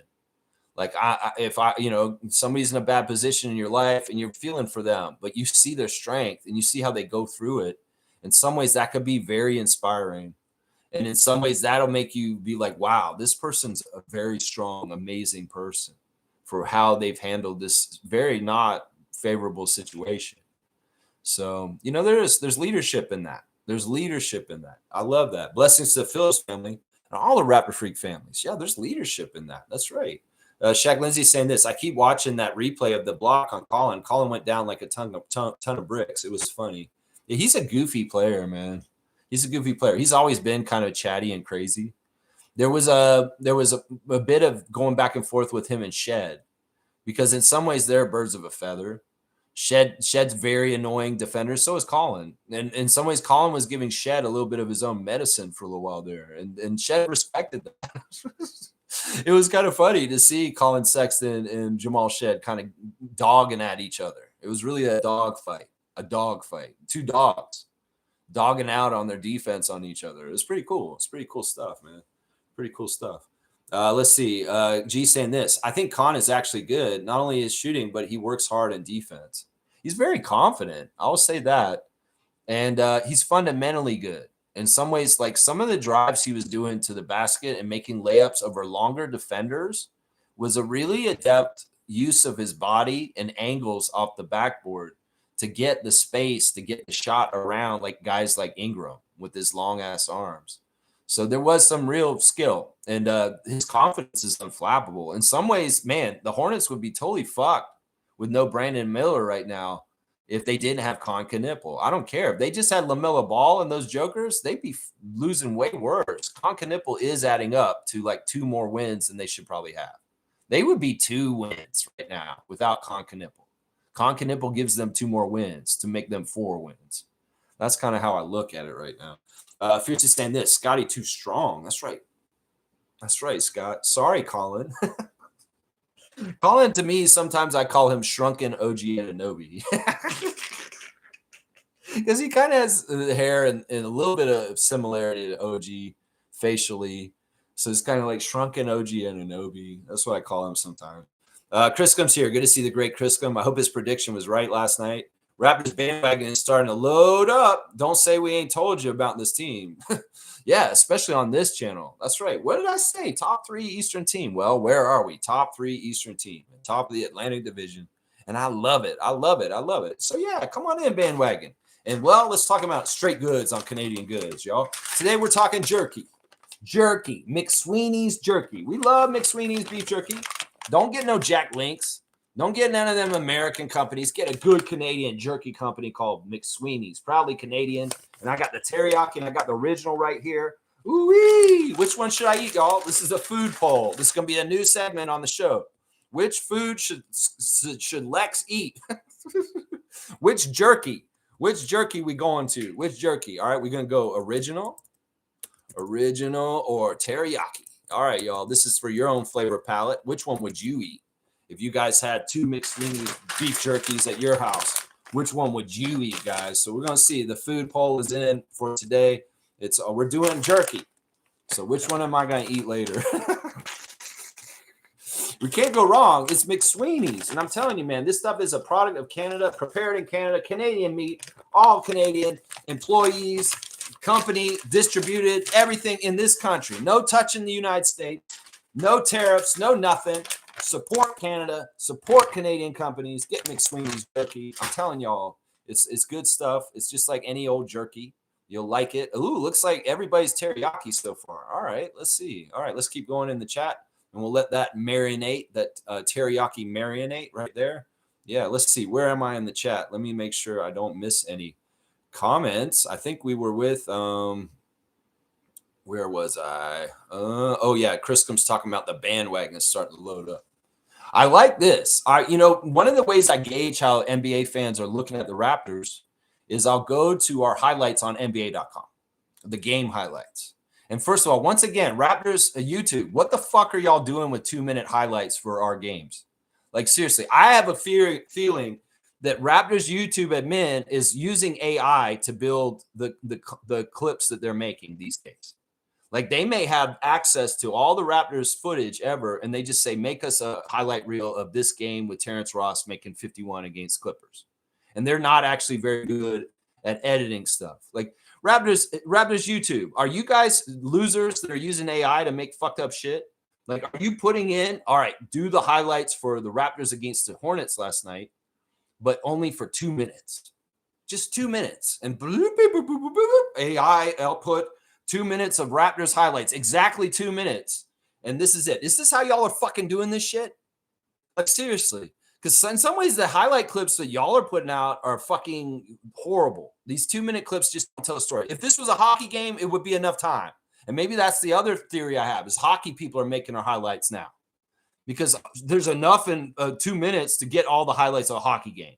Because it's usually just like 5 goals or some shit like that. Yeah, you could put all the hockey highlights in a 2-minute clip, but you can't do that for basketball. So stop doing that, Raptors official YouTube channel. Seriously, we're sick of these 2-minute clips right at 2 minutes. This is fucking bullshit. You're cheaping us. You're shorting the Raptors fans. We want bigger highlight reels. Give us at least 5 minutes. So give me at least 5 minutes. 2 minutes is enough for hockey, but not for basketball. So stop that shit. All right, getting back to my point. I go to the NBA.com highlights of our game, and I like to read the comments to kind of gauge where people are seeing the Raptors. And man, all those comments are just like the court is fire, the jerseys are fire, BI. Wow, that notorious BI3 nickname's actually pretty cool. The Raptors are for real this year. These guys are really going to be doing something in the East this year. They're going to the playoffs. They're saying all this shit about us now. And I love it. I love it. This is what I wanted this year. And keep going. Because honestly, we are a good franchise, and we are a winning team, and we are a playoff team, and we're ready to make noise. And in some ways, somebody's got to get the Eastern Conference Finals, right? Somebody's got to get there. Who knows? Fuck around and get the finals this year, Scott, and play the Thunder in the finals just like Pascal did last year. You guys could do this shit. I'm telling you right now. If some people would say, oh, they'll be happy if they just make the playoffs. Oh, they'll be happy if they just make the play-in. Fuck that. Let's get in the playoffs and let's make some noise and let's get past some rounds. Yeah, see, I'll up the ante. Once I see them get the mark where I say they're going to be third in the East, I'll say, let's up the ante. Let's go multiple rounds. Let's fucking go to the finals. Seriously, the Pacers went to the finals last year. And in some ways, that was just a destiny thing. We could be destiny. We could do this shit. We can do this shit. That's right. That's right. Shaq Lindsay's saying Sexton has the funniest facial expressions. He's a quirky, fun little player. In some ways, he's a very useful NBA player. But it's also interesting how he's never been really coveted anywhere, and he's just kind of like moved around. He's just moved around. G's saying this. Scotty got the clean block, then pushed Colin over.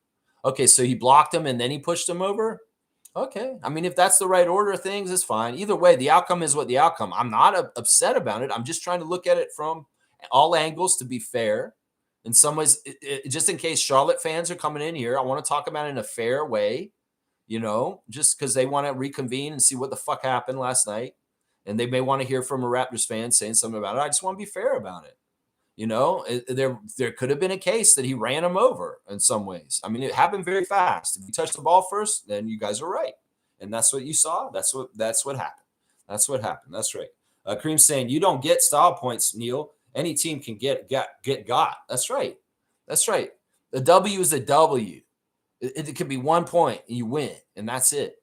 And it's still a W. It's the biggest shift in what happens in the game. It could be such a game, so close, 50-50. And whatever team has that one more point is going to win. And it doesn't matter. It doesn't matter. You want that record to look good. And in some ways, that 9-5 record that the Raptors have right now, woo-wee, it's just like Emmanuel and RJ. Working 9-5. What a record for the Raptors. Woo-hoo-hoo-hoo-hoo.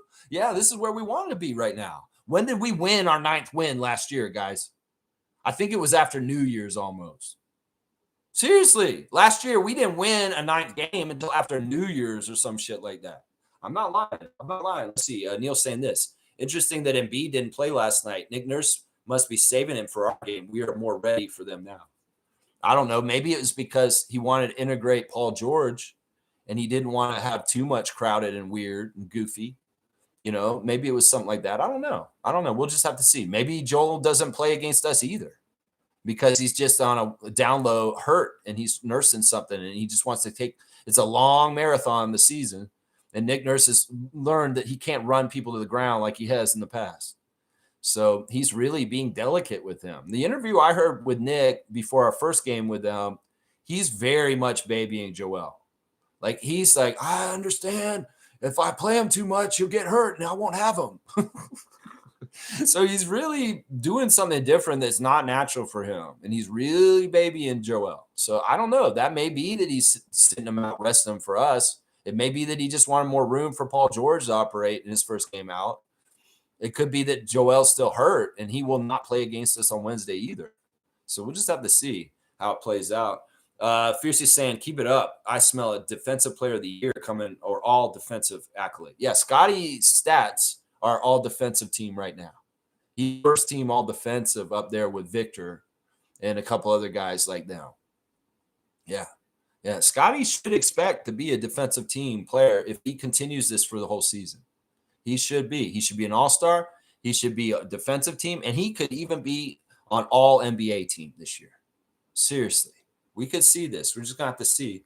Neil's saying any team can get got when you play down to your opponents. Once again, guys, this whole thing about playing down to your opponents and all this stuff. Look, sometimes it's true. Guys see the record of the other team, and they're like, okay, this is going to be easier than the Thunder or something like that. And they may play a little bit less tightened up, and they may make a little bit more lackadaisical kind of shit. But once again, you got to understand these teams that are shitty that we've been playing recently are hungry, and they have nothing to lose, and they're pissed off because they're losing a lot. So in some ways, once again, the wounded animal in the corner rule is what's going on here. You've got teams that are desperate to be successful, and they do whatever they can. In some ways, we've been this team in the past couple years. So they're very dangerous, even if their record isn't very good. And you can say, oh, we're playing down to teams. No, we're not. If we beat them in the end, we're not playing down to them. We didn't let them beat us. So we won. And that's all that matters, even if it's close by the end. That's right. Nawakanaka is here again. We can beat Philly. I believe this too. We owe them. We don't have to travel overnight the night before and be tired the next day in a trap game against the Sixers the first time. Yeah, we're already going there right now, and we get to rest and sleep tonight. And then we can go to the arena and play them at Wells Fargo tomorrow. Yeah, we're going to have a better shot at beating them tomorrow than the first time. That was a trap game. That was a scheduled loss. And the NBA was successful on that one because they had us travel a crazy road trip to get there. And yeah, we can beat them. I agree with this. Neil's saying we are at full strength, so we can give it to Philly. It will not be like this Hornets game. Yeah, I think that, the point is, like, what I'm trying to say in this last point is, depending on the opponent, we're going to come in with a different kind of energy. And they shouldn't have this lower energy for these bad teams. But in some ways, maybe it's part of what the coach's strategy is that, like, guys, play a little more loose. You guys can afford to be a little bit more creative tonight. You guys can afford to try things a little bit more different than we do. That's our bread and butter, and that's really solid already. You guys can explore. And maybe that's what we're seeing also. But when we play a team like Milwaukee or Philadelphia or Cleveland, we got to be sticking to what's really well practiced and already really gotten down. And that may be part of the difference in what we're seeing too. And the perceiving of playing down to other teams. Darko's an experimenter. Darko's trying new lineups. He's trying new things. And maybe he tries a little bit more against the Nets, the Pacers, and the Hornets than he tries against the Sixers, the Cavs, and the Bucks. So that may be part of it too. Is with the way they play, they've been playing against the lesser teams recently. Is maybe they're being experimental. Kareem saying this: Scotty's block was impressive, but IQ showing his tits at the same time was also impressive. Showing his tits? What do you mean by that? What does that fucking mean? He pulled his shirt up. Whoa! What is that? That's weird, man. I've never heard that, man. Blackhawks saying Shed and Jacoby are the key to beating the Sixers. Stop the drives. Yeah, this will be good. VJ Edgecombe and Tyrese Maxey. That's the backcourt for the Sixers now. And we know Maxey very well. Edgecombe we've only seen once, but he seems like he's a very good athlete. And he has some really good hops, and he's fast. And he's got a pretty good shot too. So, yeah, Jacoby Walter can be very useful as a defensive player in the game tomorrow. For sure. And Shed, absolutely key. And I know that Emmanuel, they don't like playing Emmanuel on Tyrese to start. They'd rather somebody else run around with him because they want Emmanuel to kind of go and get his. But they will switch him to Tyrese in the middle of the game at some point. But usually to start, they don't put him on Tyrese because I think they want Emmanuel to get going offensively and to not have to expend so much on defense. Because if you're guarding Tyrese Maxey, you're using a lot of energy. You're using a lot of energy for that one. Yeah. Trevor J saying this. I like the photo with Ingram and the players with the chain on that picture. It tells 1,000 words. Those guys together with lots of love for each other. Yeah, man. I love that big, huge team photo that they took last night. And I put it on our cover photo for our Raptor Freak Facebook group last night immediately. I like getting team photos and putting them up there. And the entire team is in that picture. All 17 players are in that picture.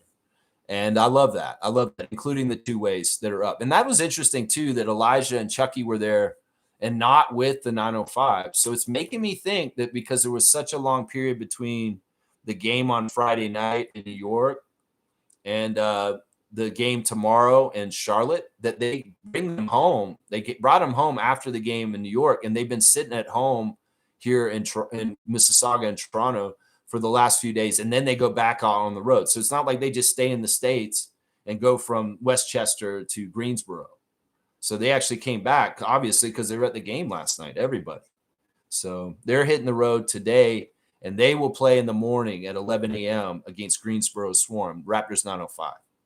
And the Raptors will go to Philadelphia proper.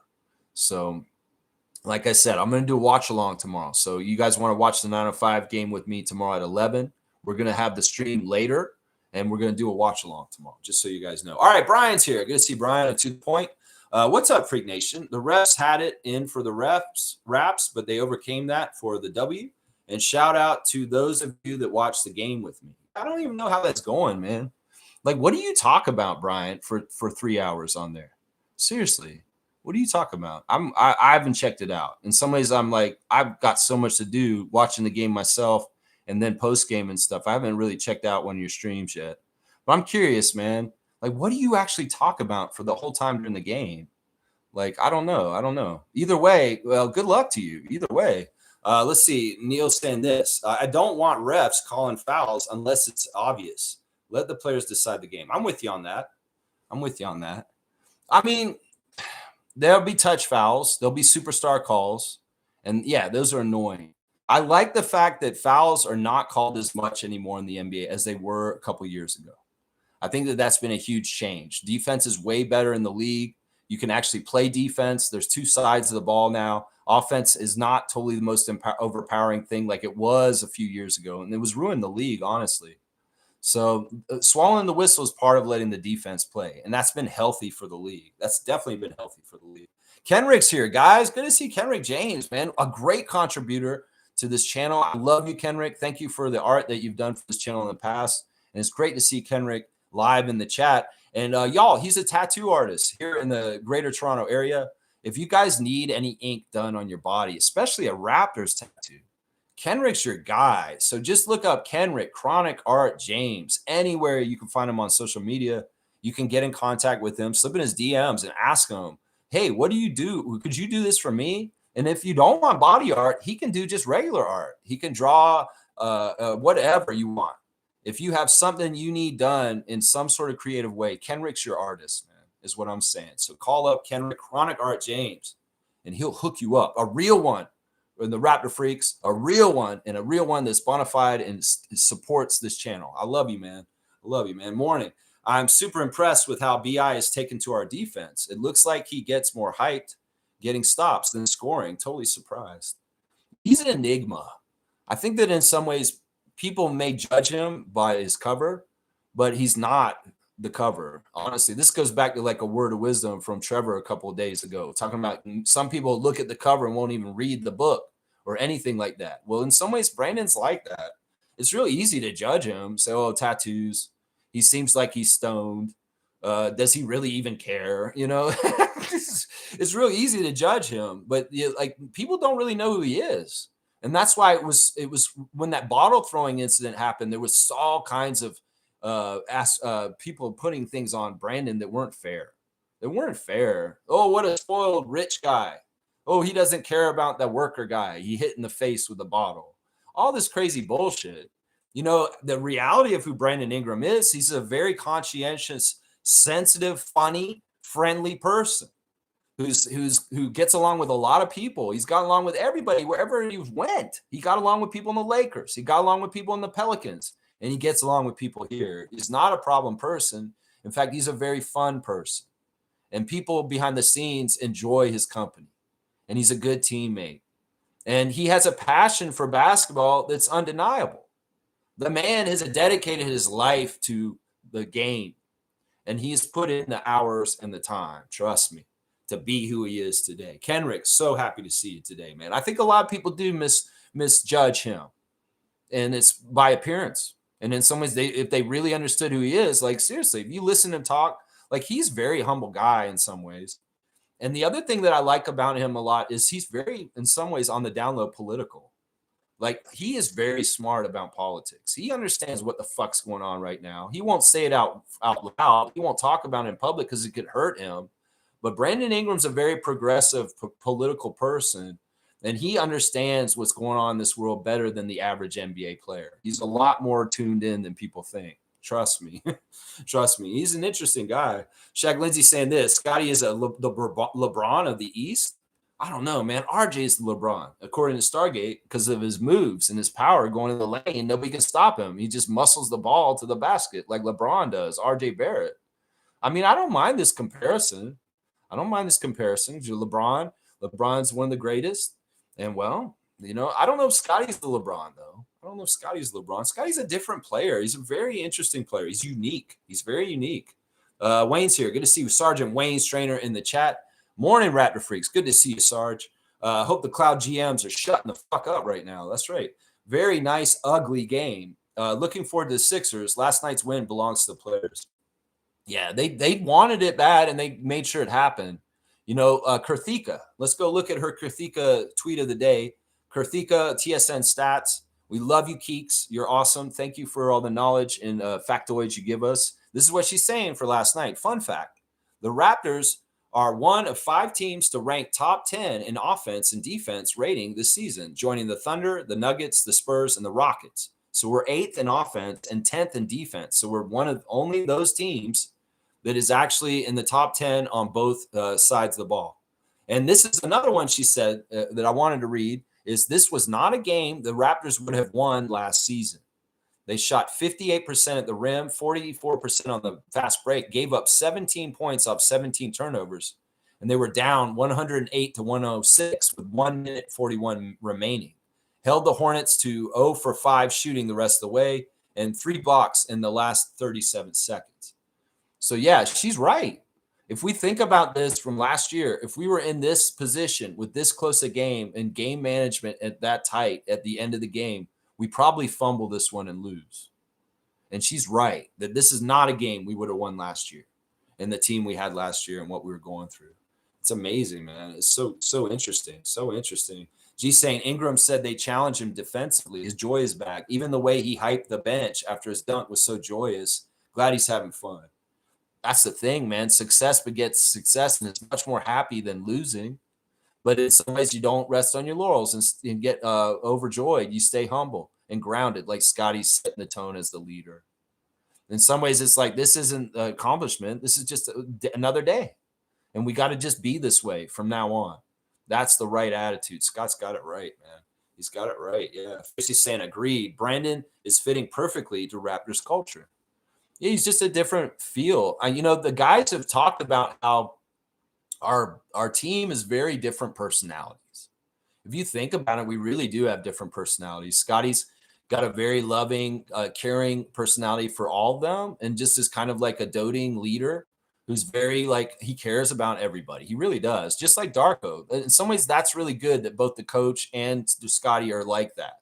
Then you got Brandon, who's like an enigma, I just kind of said. And in some ways, he's not as vocal as a leader in some places, but he will be if he has to.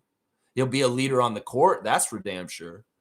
And, you know, you got RJ. And he's probably a little bit more bombastic and a little bit more, sure of himself. And I would dare say cocky. And in some ways, RJ comes with a assurance to himself. And then you got Emmanuel, the faith of God and the belief that it doesn't matter what happens. God's got me. My name literally means protected by God, Emmanuel. And, the way he interacts. And then you go down the whole list with Shed and the wise beyond his years of leadership for who he is in the NBA. You got Grady's goofy ass. You got all these different kind of personalities. Oshai's a very different personality than anybody else on that team. You got Jack, who's absolutely different than everybody on that team. You know, it's a melding of different personalities, and it's a fun group because they are very different, but they're together for the same reason. And that's awesome. I love that. You know, Jacoby's a kind of quiet guy and brooding, but he's also very fundamental and very cares about the right things and stuff like that. Man, I love that. Let's do the Instagram stories real quick, because in some ways that's the portal to know the different personalities of the Raptors. Coach Andrew Jones has his wife at the game with Ava Jones, and she's in her jersey. So there's something there. Oshai's got the great dunk by Brandon on his Instagram. Matt Devlin's got that dunk on his Instagram also. Everybody's showing that Brandon dunk right now. What do you know? Well, that would make sense, right? That would make sense. RJ's got the dunk on his Instagram. Everybody's putting Brandon's dunk on there. Everybody. There's RJ's fit coming in the game with his glasses, and he had the Puma shorts on, and he's got his shoes he's going to wear in the game, holding them. And he's just like, he looks like he looks so cold in that picture, just coming in, and he's just like, it's time to go in and beat motherfuckers up, is what he's thinking. Colin Murray Boyles has got the score from last night on his Instagram. And yeah, there he is with his fit, smiling, coming in with his ripped up jeans. Yeah. And let's see, Jamal Shedd's got the Brandon Ingram dunk, and him running down the court, going, tapping his head, like, yeah, tapping his head on your head, Ryan Kalkbrenner. Yeah. And he's got the picture of the team afterwards. I love that. Let's see, there's Mo at the game with a friend. Superfan Monique Lawrence posting the real Raptors super fan. So this guy said she's the real super fan. That's right. For Fari. Okay, that's cool. Scotty Barnes with some of the plays at the end of the game there. Happy for his team. The lock for the win. He's like, he loves the Brandon dunk. He's saying, oh my God. Like Scotty replaying the Brandon dunk, and there's the score. And just the awesomeness last night. Emmanuel Quickly's got Mindset Monday. Let's see what he said yesterday. You have a choice today. You can complain about things you can't control, or you can control what you can control and let go of what you can't. You can focus on your problems or focus on getting better. You can look for an excuse, or you can look within and find your best. I love that. That's great words of wisdom on a Mindset Monday. And you know what? He played it that way last night later in the Charlotte game. Sandra Mamu with the score from last night on his Instagram, and the great dunk by Brandon Ingram. Once again, there's that Ingram dunk. Looking really badass on everybody's Instagram on here. That's right. It's pretty cool. Jonathan Mobo's got the team photo after the game on his Instagram. That's an awesome team photo. You see all the different varied personalities of the Raptors in that team photo. Grady's goofy ass and Jacoby being funny. Yeah, there's some good stuff in that. There's the Ingram dunk on Mobo's post. This is what I like about Jacoby was coming in the game yesterday, and he was playing Sade's No Ordinary Love. And to me, the No Ordinary Love that Jacoby Walter has is for basketball. This is no ordinary love. Yeah, he's playing Sade. The youngster, he knows the old school, because he's talking about Michael Jackson and Lindsey Dunn's car, and then he's playing Sade on his way into the arena. Woo-wee, Jacoby Walter. That's right, No Ordinary Love for the NBA and basketball. He's coming to do better and better as he goes. There's the Brandon dunk on his Instagram. Everybody's got that. And there's the team in the back. There's Grady with the team in the back on his Instagram. AJ Lawson with the team in the back. They're all posting the team photo in the locker room with Brandon with the chain around. Scotty cheesing a big smile next to him. So happy to see that. Kelly Olynyk eating somewhere. It's Mexican food. It looks like it's burritos and mole. Wow. Kelly's always eating, making me hungry. Jameson Battles got the score from last night. Serge Ibaka is still looking for a team, and well, he's at Ramy's, guys, in Miami. Where in the world is Serge Ibaka? Well, he's at Ramy. He's where Gary Trent Jr. likes to work in the offseason. Emmanuel Quickly's there too in the offseason. Well, he's in Ramy. The blue wall with the pink doors, that is Hollywood, Florida, and that is where Serge Ibaka is putting in work, lifting weights and trying to get stronger and waiting for a call. Yeah, let's see. 905, the Raptor showing the swag coming into the game, wearing a white suit with the new City Edition jersey underneath it. So fresh and so clean. Yeah, 995, the Raptor. Yeah, I like to see that. Let's see. Is there anything else here that I want to see?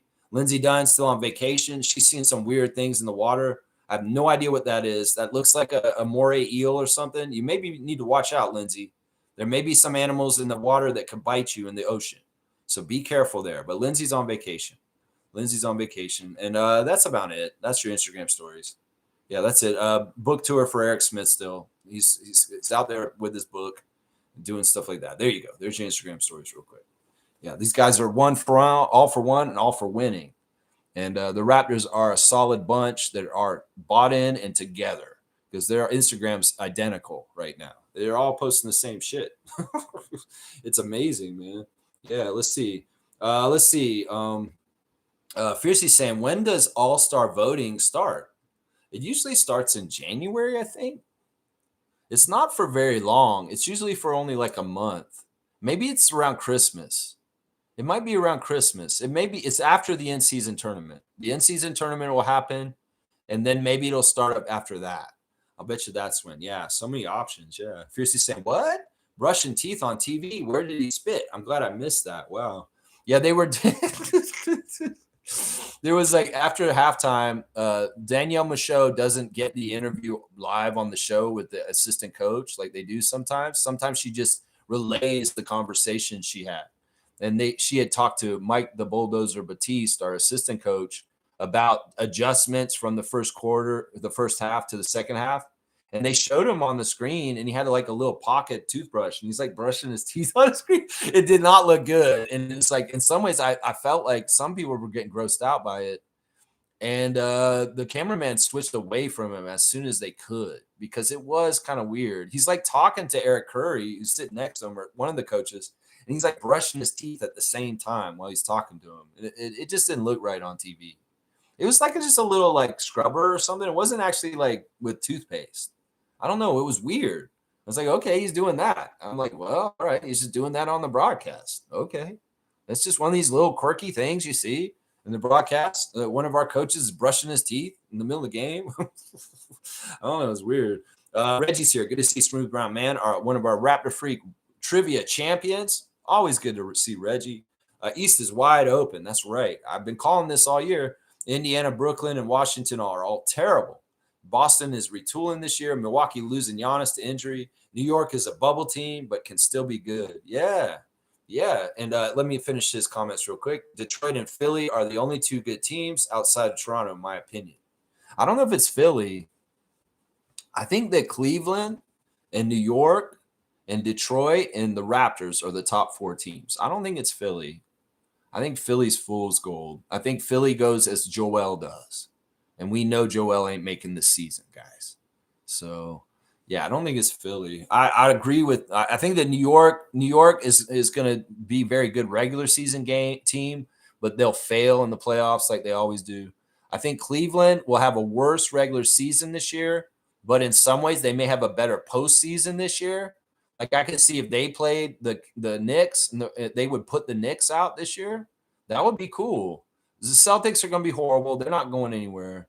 The Pacers are horrible too. Yeah.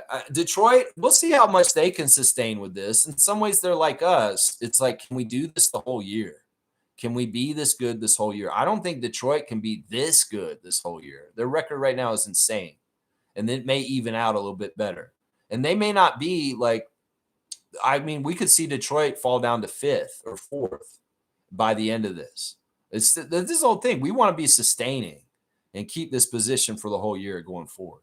We'll just have to see if Detroit can stay up there. Because in some ways, who knows what could happen with them? Who knows what could happen with them? Kaz is here. Good morning, Lex, Rat Free Crew. Good morning to you, Trucker Kaz, who's out on the road again on a Tuesday. That's right. Kaloy's here. Fuck the refs last night. Okay, Kaloy. Yeah, you can say that. Fuck the refs. Danica Baruti with your booty. Yeah, fuck the refs. That's right. Atlanta and Orlando are weird teams. I don't pay attention to either. Orlando is dysfunctional, has problems, and Atlanta is messed up too. So yeah, these teams were ordained and given too much by the press. In some ways, they should have been talking up Detroit and us, obviously. And Orlando and Atlanta, not as much. Yeah, they should have been talking up Detroit and Toronto, and not so much Orlando and Atlanta. Yeah. Let's see. Smooth saying Miami is just there. A big opportunity for the Raptors. Yeah, Miami, it'll be interesting when Tyler comes back. Andrew Wiggins is playing amazing, apparently, and so is Norman. So Miami Heat are actually doing way better than I thought they would to start the season. So congratulations to them. Maybe they are a bit of more of a problem than I would like to think. I was hoping they wouldn't be that good this year, but maybe Miami's going to be all right. We'll have to see. Kaloy saying Magic are barely 500. Another one you called, Lex. Yeah, I mean, I said that in the middle of summer, and my main gripe with the Magic are that Banchero and Wagner are still too similar. They're too similar. And then they went and got Desmond Bane this summer, who's, to me, very similar to Jalen Suggs. So it's like they've got a lot of similar players, and in some ways they don't have a fleshed-out team that covers all the different things you need for a team because there's too much duplication. in some ways, they're making some of the mistakes that we made maybe like 3 or 4 years ago, because they have a long arm monster team that doesn't have any set roles. And in some ways, they're fucking up because they don't have set roles. And now we have set roles and we're being successful at this point. That might be it. Maybe Orlando's trying to copy off us from a couple years ago, and they're behind in how it doesn't work. And they have to go through the failure of finding out, oh, this doesn't work. Just like we had to when we had Anunoby and Siakam and all them still on our team. So I feel like that's what's going on with them. Seriously. They're kind of like a couple steps behind us and what we were. Raptors Champs is here. Good morning, Raptor Freaks. Good morning to you, Raptors Champs. That's right. Toronto Raptors, NBA Champions 2026. Toronto Raptors, NBA Champions 2026. Toronto Raptors, NBA Champions 2026. Speaking into existence. That's right. Let's speak it into existence, Raptors Champs. That's right. That's right. Just like this shirt says, World Champions, Toronto Raptors 2019. That's right, baby. That's right. Nako's saying this: Detroit, Philly, Raptors, Cavs, Knicks, in no specific order are the best in the East. That's right. Except maybe Philly. You don't maybe not need to put them there. That's right. Raps Champs is saying games like this build champions. Charlotte played hard, but they played the champs. That's right. There you go. Raptors Champs has a championship mentality. And I like that. I like that. Chloe's saying this is the first close game we have had this season. There was another game that was kind of close. But yeah, most of our games have been decided by double digits one way or another. Most of our games this year, we haven't had a whole lot of close games, but I think there was another close game, and we may have lost it. I think. Didn't we lose a close game to Dallas? Right? We lost a close game to one of those Texas teams. We could have beat them, but we didn't. We lost that game to Milwaukee at home, the home opener.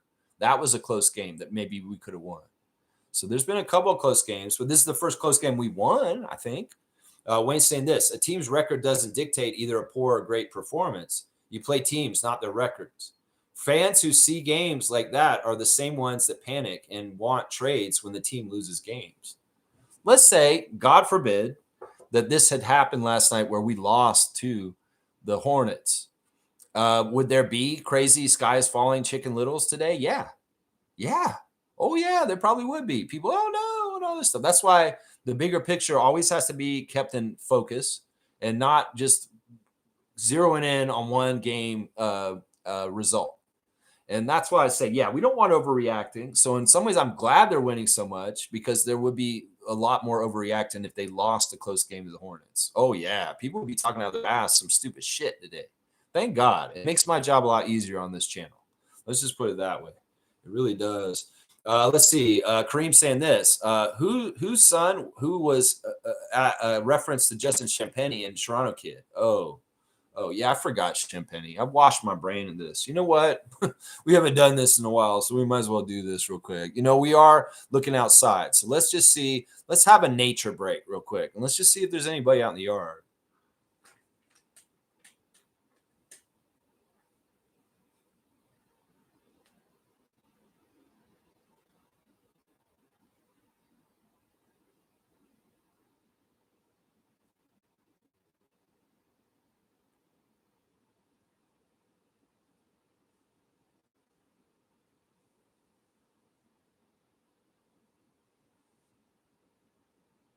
Was there someone here? Was it my son? No, man, I don't need to be bringing the puppet out too much, man. All right. Yeah, Justin Bieber. Yeah, what a guy. All right, let's keep going. Let's see. Trevor J saying Ingram and Scotty NBA highlights and NBA hoops highlights and NBA reaction post-game highlights. They got all the love last night. They should. This is the thing. Brandon Ingram's a bona fide NBA star, because they've been watching his highlights from Lakers to Pelicans to us. In some ways, it's like, welcome back. We're getting Brandon Ingram highlights all of a sudden in the NBA community. And there's a established respect for him already. In some ways, people are starting to respect Scotty more and more as they see the complete full round winning player that he is. So yeah, this is stuff we should get used to. And I love it, Trevor. I love it so much. Scotty Player of the Week, winner of week 4. Did you get NBA Player of the Week this week? Well, in some ways, our record is good enough that he should get that. Seriously. And in some ways, our record has been very, very good. So he should get that. He should get that, man. That's awesome, man. I love that. All right, let me see. I've gotten the end of the chat. So let me go ahead and start doing some cleanup stuff, and we'll get done in the next 10 minutes. We'll be done. All right. Wow, it's pretty close. Y'all are thinking original now on the beef jerky. The poll is, which one of these jerkies should I eat first, teriyaki or original? Right now, 58 on original right now. Okay, that's interesting. We'll leave it open still. All right, let's see. Let's do the box score real quick. All right, let's go look at the box score. See where the Raptors did well and didn't. We shot 50% last night, 44 of 88 shots. And we got one more shot attempt than them. They shot 43%. That is part of the difference in the game, is shooting just a little bit better than them. We got even on three-pointers. Both teams only 10 threes made for both teams. They shot way more threes than us, and they only made 10. We made it on 40% shooting on 25 attempts. They made it on 25% shooting at 40 attempts. It's like the inverse. Free throws, they did shoot twice as many free throws at us, and they got plus 12 at the free throw line, plus 12 more points from the free throw line. Alas, that wasn't what mattered in the end, even though the refs tried to make that matter. The Raptors did shoot fairly well at the free throw line, 75%. Rebounding, they out-rebounded us, plus 5. They technically out-rebounded us, 48 to 43. That's interesting to me. They did get 14 offensive rebounds, which is way too many. And this is the stuff on the tape that Darko can look at as where we failed, but we still won, and they can improve from. Boxing out better. In fact, Scott messed up on boxing out at the end of the game. He admitted it. And Eric Kareem, fuck you, man, laughing at Scott again for admitting that he missed his assignment at the end of the game, but he made up for it with a supremely talented athletic block. And then he said, yeah, I fucked up. I didn't box out my guy. And Eric Kareem's goofy little zesty laugh is going, fuck you, Eric Kareem. Don't laugh at Scott. And you know what? You don't play in the NBA, Eric Kareem. You were out there, you get busted in the mouth, and your jaw is on the floor. So shut the fuck up, Eric Kareem. Scotty, fucking piece of shit. Yeah, assist to turnover ratio. The Raptors have one of the best in the league overall. And last night we were 25 assists to 17 turnovers. Not a very good one. In fact, we were turning over the ball way more often with the Hornets. So credit to them that they were actually very disruptive. And the Raptors had more turnovers than usual. On the other side of things, though, they had 19 assists and they had 16 turnovers. So very much almost 1-for-1 for them on the assist to turnover ratio. Yeah, and then let's see. Fast break points, Raptors won 21 to 14. And we won the points in the paint by plus 8, 58 to 50. Those are categories where we won that game. Between shooting better than them and getting more points in the paint and having a better assist to turnover ratio, these were all important things that got us the win. Because we got out-rebounded, and they did get way more free throw attempts than us. And that's that. But we won. That's all that matters. We won by 2. And that's all that matters. Fiercely saying this, broadcast mentioned we were ahead. We were ahead compared to last season. We got our 9th win in January. Yeah, that's what I was trying to say. We won our 9th win last year in January. It is still November right now, guys. So we're 2 months ahead of what we were doing last year. That's right. We're already at 9 wins in November. Feels so good to be seed number 3 in the standings. Yeah, that's awesome. I love it. And I want to keep going. I want to stay up here. It's very, very nice to be up here. Let's see what Raptors Reddit's talking about today. Let's see. Okay, is that what we're talking about? Not really. They're going on about Brandon getting the chain. And I thought he had gotten the chain already this season, but this is the first time he got the chain this year, guys. Honestly, guys. This is the first time he got the chain.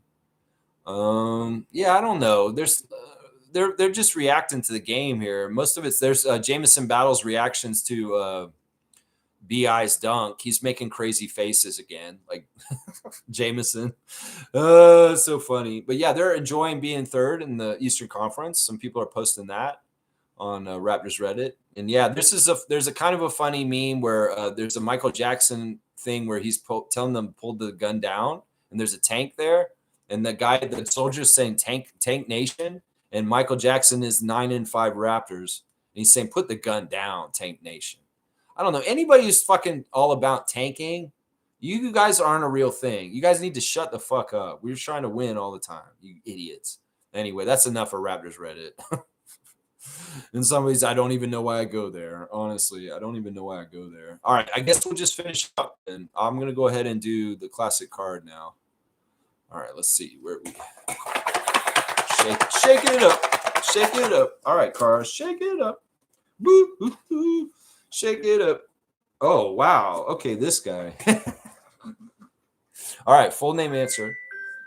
Okay, we are gonna get a call real quick. Yeah, somebody does want to call me. All right, we'll have somebody call in real quick. All right, hang on. Raptor Freak channel show. How are you today, sir? Welcome to the show. Salute. Infamous in the building. Infamous. Good to see you again, man. How are you doing? Hey, I'm doing well. Great game last night. Mm-hmm. I just want to say, before I get started, actually, the opinions are solely my opinions, not a reflection of the channel. I always love to say that. Mm-hmm. Reflection on the game last night. I agree with the chat, man. F those referees. Yeah. That was one of the worst appreciated games I've seen in a long time, man. Like I don't know if you picked it up. I love body language. Sometimes I like to look at body language, but I wonder if you picked this up. Did you notice that around the second, I think it was about the first or second period, did you see how chummy that referee was with the ball brother? LaMelo. Yeah, LaMelo. He was like having it's like they're like buddies that haven't seen each other in a long time. Yeah. Well, the way that they were talking to each other.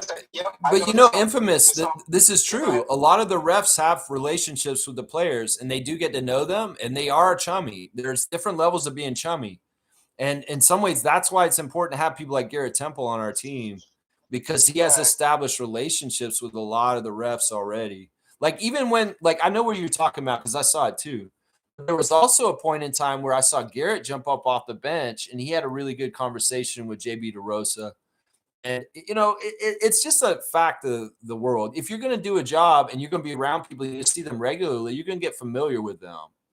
And that's just part of it. I love how feisty Darko got with JB a couple times in the game. You saw a fire in Darko of when he was arguing with them and fighting for our equal share of calls. And I love that. That's our coach fighting for us. And in some ways, I'd much rather have him getting in their face and telling them that kind of stuff. But yeah, I mean, they weren't the best, but we won. So I can't say they were one of the worst ever. Yeah, but you might think about the narrative of how we would have felt if they lost them. So yeah. That's why I say I'm not giving the referees a pass. That was an awful officiated game. I got to be honest, like, for example, the rim call, right? Okay. Let's say even Scotty got the bat, there was still time left on the clock. So what were they going to do? Take away a basket? It wouldn't have made any sense anyway. They would have if the ball hadn't grazed the rim, they would have looked at the time and they would have counted how long it took him to put that basket in. And if it was before the shot clock ran out for 24 seconds, yes, they would have null and voided that basket. And I agree. There was still time left. I know, but they don't know if it was before. Yeah. They would have to go back and look, and they'd have to count it. And then they would say, okay, this actually didn't make it in time, and they may take the basket away.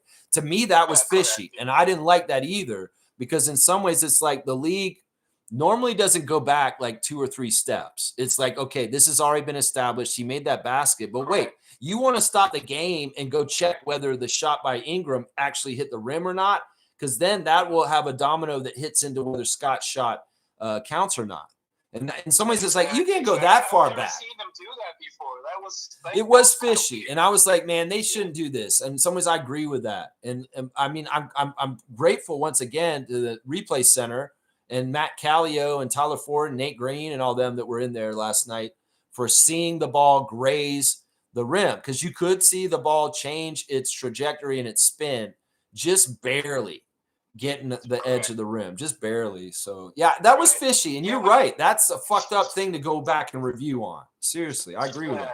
That's very fishy. Yeah. And I just want to touch on a few quick points, and I'll get you out of here. Sure. Ingram played a great game. I didn't care about his offense. The thing that I was more impressed about was his defense. Yeah. I mean, his defense has stepped up, and it alludes to what was initially said at the beginning of the season when they interviewed Ingram.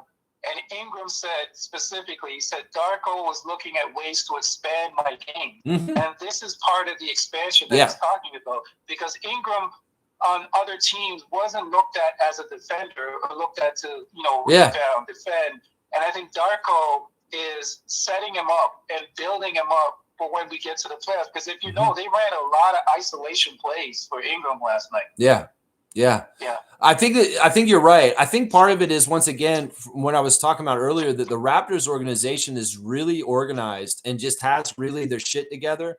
And it's really stuff like, the way we handle the summer, and we give each one of the players a specialized guide to what they should work on to be better at for the next year. It trickles down to all kinds of different ways. It could be that in the Pelicans, like I said, Willie Green, who just got fired, he may be just having a hard time just getting the attention of his players just to even listen to him. Where at this point, there's a genuine trust between the Raptors and our coaching staff that what they're guiding them to do is like, wow, we're getting real results. So they're really, really willing to be putty in the hands of the coaches. And I think that in this case with Brandon individually, specifically for this, is that you're exactly right. There's expansion into roles that maybe while he's on the Pelicans, he had to be doted on as an offensive weapon mostly. And that other stuff was just not really putting a spotlight on. He may have been doing it to a degree on a certain level, but it wasn't adding up to winning. And in some ways, he's seeing the defense is adding up to winning. And that'll encourage him to do it even more and more. Yeah. Darko is definitely pulling stuff out of him. Yeah. Definitely pulling stuff. And another thing I want to touch on is we got to get some narratives out of our system. And I got to work on these narratives myself. There is no such thing as a soft schedule. Yeah. We got to respect our opponent. Yeah. Every player, every team that we face, let's get that narrative out of our system. Sure. And Raptor fans saying that there's a soft schedule. Yep. You're facing an opponent. That opponent is looking at to beat you. They're probably looking at you as loose change. Yeah. They're probably looking at you as soft. So we gotta exercise that demon out of our way of thinking, because remember I said this could potentially been a trap game, and it nearly was. It nearly was. You're right. Coming off a road trip, maybe not respecting your opponent. So like I like what Scotty said. And Scotty looked like he's focused and locked in, and he's saying, "Listen, man, every opponent we face, we gotta respect them." Yeah. Yeah. Yeah. It really is important not to get too cocky and not to get too like, wow, we're so great, our shit don't smell. Because in some ways, that's where good teams start losing again, is when they really think they're arrogant and they're just like untouchable. That's why in some ways, the continued success of Oklahoma City is partly the way that SGA carries himself. Is like, he's not that kind of person. He's a very humble guy. And in some ways, he's just doing this because he just does this. If he got really cocky and all kinds of crazy, there'd probably be a fall of that franchise. But because he has that leadership and that kind of way, that's part of the reason why they're running so well, even after winning the championship last year. So I like that about Scott too. And staying humble and staying hungry and not like taking anything for granted, even though there's success coming, is very important in this stage where we're there at this point now. Yeah. And I just one more thing. I just like to say, before I forget, I just want to say shout out to Brian from The Point. Yeah. I love his channel. I've attended a lot of his watch alongs. Cool. Last night too. If you want to know what we talk about, we literally talk about everything. We talk about restaurants. We talk about food. Like, okay. Conversation could go in so many different directions. That's interesting. And I just want everybody to support him. Build up his channel, get his subscribers. I've done great things. I've done a lot of collaborating with Brian over the years, and we've done a lot of different stuff. I try to help him out. I'm sore at Brian right now. I'll lay it out. I'll be exactly honest right now. I'm pissed off at Brian because he ghosted me this summer, and we were supposed to have a 50th birthday party for me for this channel, and he just stopped taking my calls for a month and totally disappeared. And that's why we didn't have that barbecue at his house that we were supposed to have at the beginning of September. And I'm still mad at him for that because he has not apologized to me for that. And he's just acting like he can come into my channel and just talk to me like nothing happened. Well, Brian, you owe me an apology. I came at you when you resurrected yourself all of a sudden after 2 months of missing and came back into my channel. I was the bigger man. I said, I was worried about you. I told you I wanted to know that you were okay. That's the first thing I cared about. I didn't give a shit about my birthday. In some ways, I cared about your safety. But he didn't show the other side of it. We're saying, you know what, Lex, I dropped the ball on not being there for you on your birthday. I only turned 50 once. And I blame Brian for fucking up my 50th birthday. And fuck you for it, Brian. So I wanted to spend, you offered, I wouldn't have done it with you if you were going to fucking drop the ball on me, Brian. I would have just made my own event. But you wanted to get involved, and then you ghosted my ass, and then I didn't get a 50th birthday party. So fuck you, Brian. Here's a 2-finger salute for you, Brian, and to the point. And that's the truth right there, Infamous. I'm not happy with him. If he had been a man and came to me and apologized to me like a man after it, I would have more respect for him right now. But he's acting like nothing happened, and he's not understanding that he fucked up my 50th birthday party. So that's it right there. There's a code of ethics that when two men are in a fight or I'm not in a fight. And to me, he's welcome to come in here. He's welcome to come in here, but I'm not going to help him with this channel anymore because in some ways he's not a good friend, and he shouldn't have fucking ghosted me like this. I would have never ever. I originally wanted to make the party for just me and my own plans, but he wanted to get involved in it, and he fucked it all up. So 2-finger salute to Brian until he fucking apologized to me like a man would and understands where he fucked up. I don't give a shit if he was in a jail cell for drunk or whatever fucking happened to him while he was out for 2 months. He should have fucking came around and checked on me with this shit. He could have at least told me, man, I can't do this, Lex. Go ahead and make your own plans. But he didn't do any of that. So that's why I'm on the outs with Brian. And in some ways, if he has a chance, he can fucking do this in front of all of us. Apologize to me, but he never has. And in some ways, that's his own damn fault. And he's probably not even watching at this point, Infamous.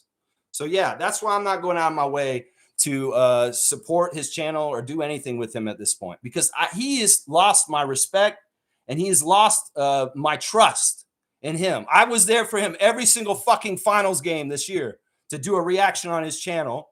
I didn't drop the ball. I came there for him every single time. He wanted to do something. I didn't even ask him to do this party with me. He offered to do this, and then he did this flaky ass shit. So can you understand why I'm pissed off? Because you only turned 50 once. And I wanted to spend my 50th birthday with people like Monique and other Raptor freaks around downtown. And I couldn't because Brian fucked that shit all up with his bullshit. So that's it right there. Yeah, I'm sorry to hear that. Yeah, you only turned 50 once. So fuck you, Brian, is what I'm going to say. Yeah, I'm sorry, Infamous. You enjoy those live streams with him. But I'm like, what the fuck? Who the fuck is going to sit there with him for hours and talk about restaurants? That's what y'all are doing? Okay. You guys enjoy it. But I don't see any. We were talking about, we talk about the game. He actually commentates on the game. We talk about the game, but we veer into other different conversations. Just like sometimes what we do. I wish him luck with it, but I'm not going to promote it. And in some ways, I don't see the point in why he's doing it either. So it's like, whatever. You're grown. We're both grown men. Yeah. You feel the way you feel. Either way, it's all good. I love you, Infamous. Yeah.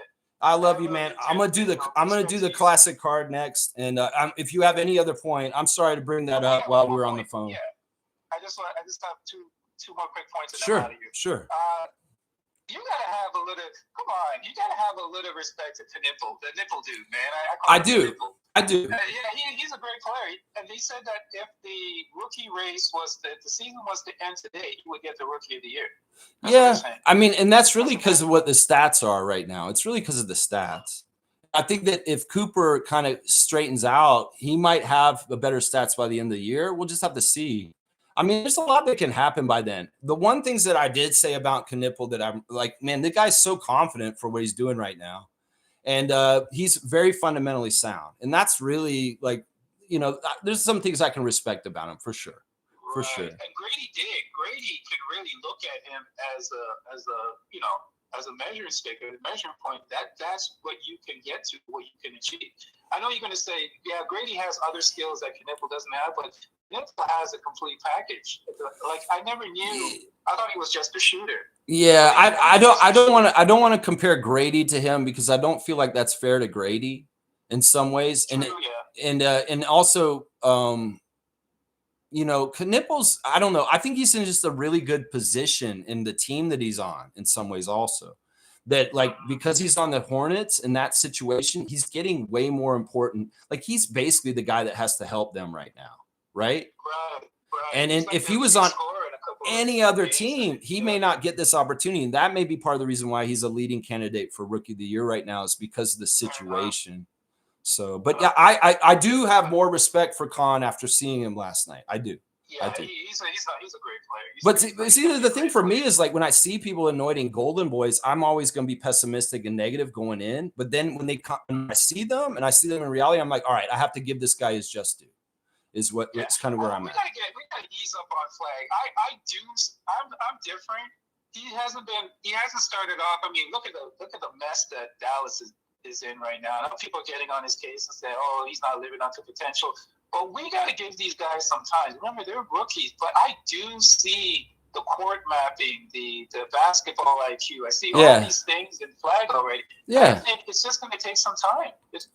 I don't deny that he's not a good player. It's just that, once again, with a lot of these guys, the hype is so overblown that I start to kind of like have a strike against them for it.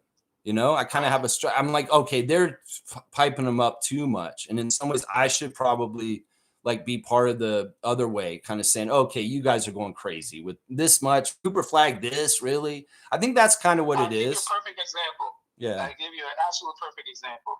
When Wemby played in Summer League and people were dunking on him and all that kind of stuff, people see the criticism Wemby got in his first season? Oh, he's not got generational talent. He's not as good as people advertise. They were making fun of his background or making fun of how long and lanky he was. Yeah. Blah, blah, blah, blah, blah. But look how Wemby has maturated his this season. Yeah. Yeah, I think it's partly because people thought he was a center and he got pushed around and he didn't really play center. And I don't really know if Victor's a center. I don't think he is. To me, he's not really a center. Yeah. What do you say? More of a power forward? What he might even be a three, honestly. Like, true. The crazy thing is he could probably play too. Exactly. What is dribbling skills? Yeah. Yeah. And the way he likes to shoot threes more than like go inside. Like he likes to shoot outside more than be inside. It's really interesting. Right. Yeah. And Lex, I'm going to end on this. Sure. I know I don't want to keep too much of your time. And it's all good, man. I really appreciate you calling in, Infamous. I really do. This is my last point. And this is a little bit of a rant. I'm sorry. I got to say this. All right. People, get the fuck off RJ Barrett's back, man. I'm tired of listening to fucking channels say, trade, we're doing so well. This is when we need to trade RJ. Get the F off this dude's back, man. Preach. I'm sick. We've been hearing this from the beginning of summer, before the season even started. Yes. Oh, we need to trade RJ Barrett. Yes. Why? Players are not allowed to have a slump? Are you serious? Everybody goes through a slump. Look how Scotty went through a slump.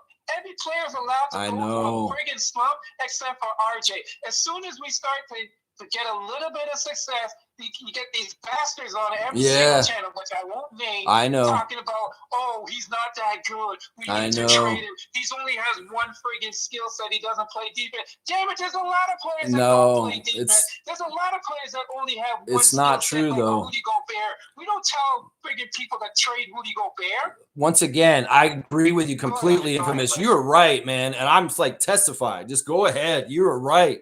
I would say this. I don't think as much of it's coming from our nation anymore. I think it's coming from our haters from around the league more, and especially New York Knicks nation. Because seriously, in some ways, we could say right now, RJ is the way they wanted him to be now for us. And there's a lot of jealousy in that. They wanted RJ. They loved RJ in New York. They loved him, and they demanded a more perfect RJ. Now RJ comes to Toronto under Darko. He becomes a more perfect RJ. These people are upset about that.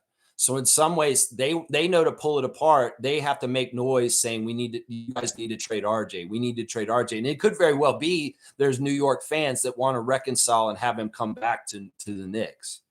You know, it's that that crazy shit. In every chat, because I visit other chats, so every friggin' one of our chats, people are, the one topic that always comes up is friggin', since we're doing so, we need to allocate our asset. We need to get rid of RJ. The man's a friggin' Canadian. He plays his heart out for his team. Why would you want to get rid of a player like that? No, I know. There's no reason to. And the other thing I think is contributing to all this is really is a lot of automated bots online now. And I feel like just like with the war in Ukraine and different political stuff, there's a lot of paid for fake people that are putting information in different places. And you'd be shocked that there may actually be people doing this in the NBA world on social media too. That they may very well be bots out there that are just automated to come in and be negative towards RJ. And that it very is much because he's the Canadian guy on the Canadian team. And in some ways, there are forces in the United States that would like to hold that down in some ways. So I think that as long as we're understanding the whole picture of the different forces that may be putting out this kind of energy, whether it's other fans of other teams or just automated bots, we got to understand that that's a huge part of our reality in this world today. As far as things, yeah. Okay, and I'll end on this note. I appreciate your time, Les. The belt whipping ass tour continues. One more. We got 2 more on the belt whipping ass. I don't really put Charlotte on the belt whipping ass tour. I think Philly is definitely on the belt whipping ass tour. So we got receipts, yeah. We need to Philly and put the belt to the ass. We need to go and beat them, and even our season series with them for sure. Yes. All right. I love you. Love you too, man. Let's go Raptors. A beautiful day. Let's end on a good note. Yeah. And seriously, I'm not like that pissed at Brian. I would forgive him and stuff like that. It's just that I just need the basic tenements of what should have happened with this whole situation. And in some ways, he's scared of talking to me in this way or apologizing to me. Well, that's his own damn fault. Seriously. If he can't recognize that he should, that's a huge character flaw in him, is what I'll say. So either way. All right, Infamous. I'm sorry. I apologize for stirring that up. No, it's all right. I'm actually glad that you're going in there and being a part of his watch party. Seriously, I am glad. And I'm glad you enjoy it. I'm not telling you not to do it. You know, just enjoy yourself and do whatever you want to do, man. For sure. Yeah. All right, man. Good to talk to you, Infamous. Yeah, you too. Let's go, Raptors. That's right. Let's go. That's right. I love it. Belt to ass tour. Okay. All right, later, man. Oh, that's awesome, man. All right, cool. We did get a call in that wasn't a robot, and that was Infamous. Fantastic. All right, here's the classic card, guys. Really quick, right there. Yeah, can you tell who that is? This is somebody who's still involved in the NBA world somehow, some way. I don't know if he should be, though. Yeah, I'm going to go ahead and read the last few comments, too. There you go, Slug Deezy. You got it. It is Jeff Teague, the podcaster. Slug Deezy, the king of the classic card, coming through and sitting through my phone call there with Infamous. So awesome, man. I'm really enjoying Infamous calling us. All right, I'll give you, I don't think he's that hard to get, but I'll give you 100. I'm going to give you 100 for Jeff Teague. Either way, Slug Deezy. All right, let me read these last couple comments and we'll finish this real quick. Let's see. Oh, wow, you guys filled it up a little bit while I was on the phone there. Let me make sure. All right, so we got Kaloy saying the Raps are now able to beat dubious refs. That's right. That's how powerful we are. Even if the refs are a little bit fucked up, we can overcome them, and we have in recent games for sure. Let's see.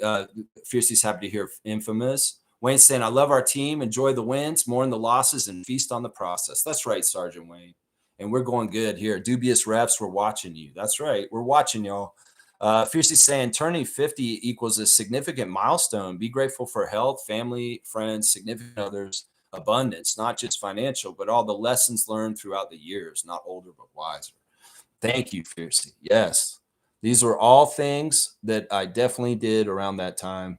Thinking about what I'm grateful for is majorly a big part of my everyday life right now, for sure. And I appreciate that. I really do. Kaloy saying, preach, Infamous. Been seeing a couple of threads on Reddit with upgrading RJ talks. It's getting tiring. Yeah, I'm sick of those talks too. In some ways, it's like y'all aren't helping. If you don't live in Toronto and you're in other parts of Canada, stop trying to trade the Toronto kid off of Toronto.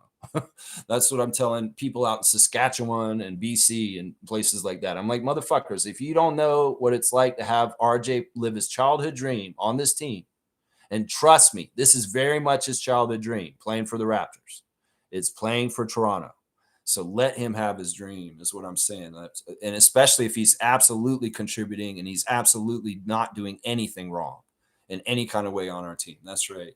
Fiercely saying, well, apparently RJ was playing out of position with the Knicks because Randall had seniority, but Darko utilizes him perfectly, hence why he's striving with us. So Knicks fans chill.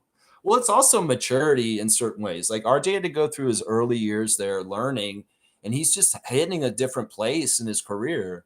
And in some ways it is true. Just as much as Brandon's getting to be a little bit more exploratory with how he can play, RJ's gotten a lot more ability to be himself with us too, because it's really a basic tenement of Darko's coaching philosophy is let the players be themselves. And in some ways, RJ's being more of himself. It could very well be that Thibodeau and New York was trying to cram him in a box and make him be a certain person that he isn't totally, and he wasn't totally comfortable, and it wasn't exactly right.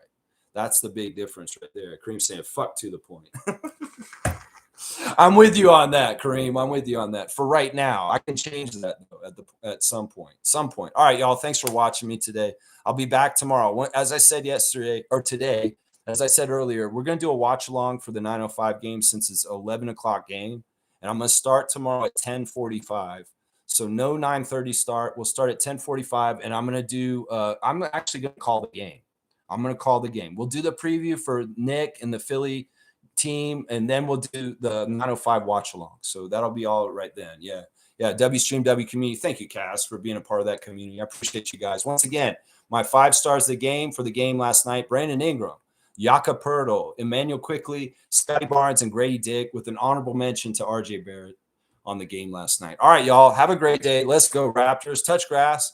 And have a great day, guys. Yeah, you can't even find Brian's channel when you watch it. That's because you have to put the dot in there. He really didn't make the channel right. It's really hard to find. Seriously.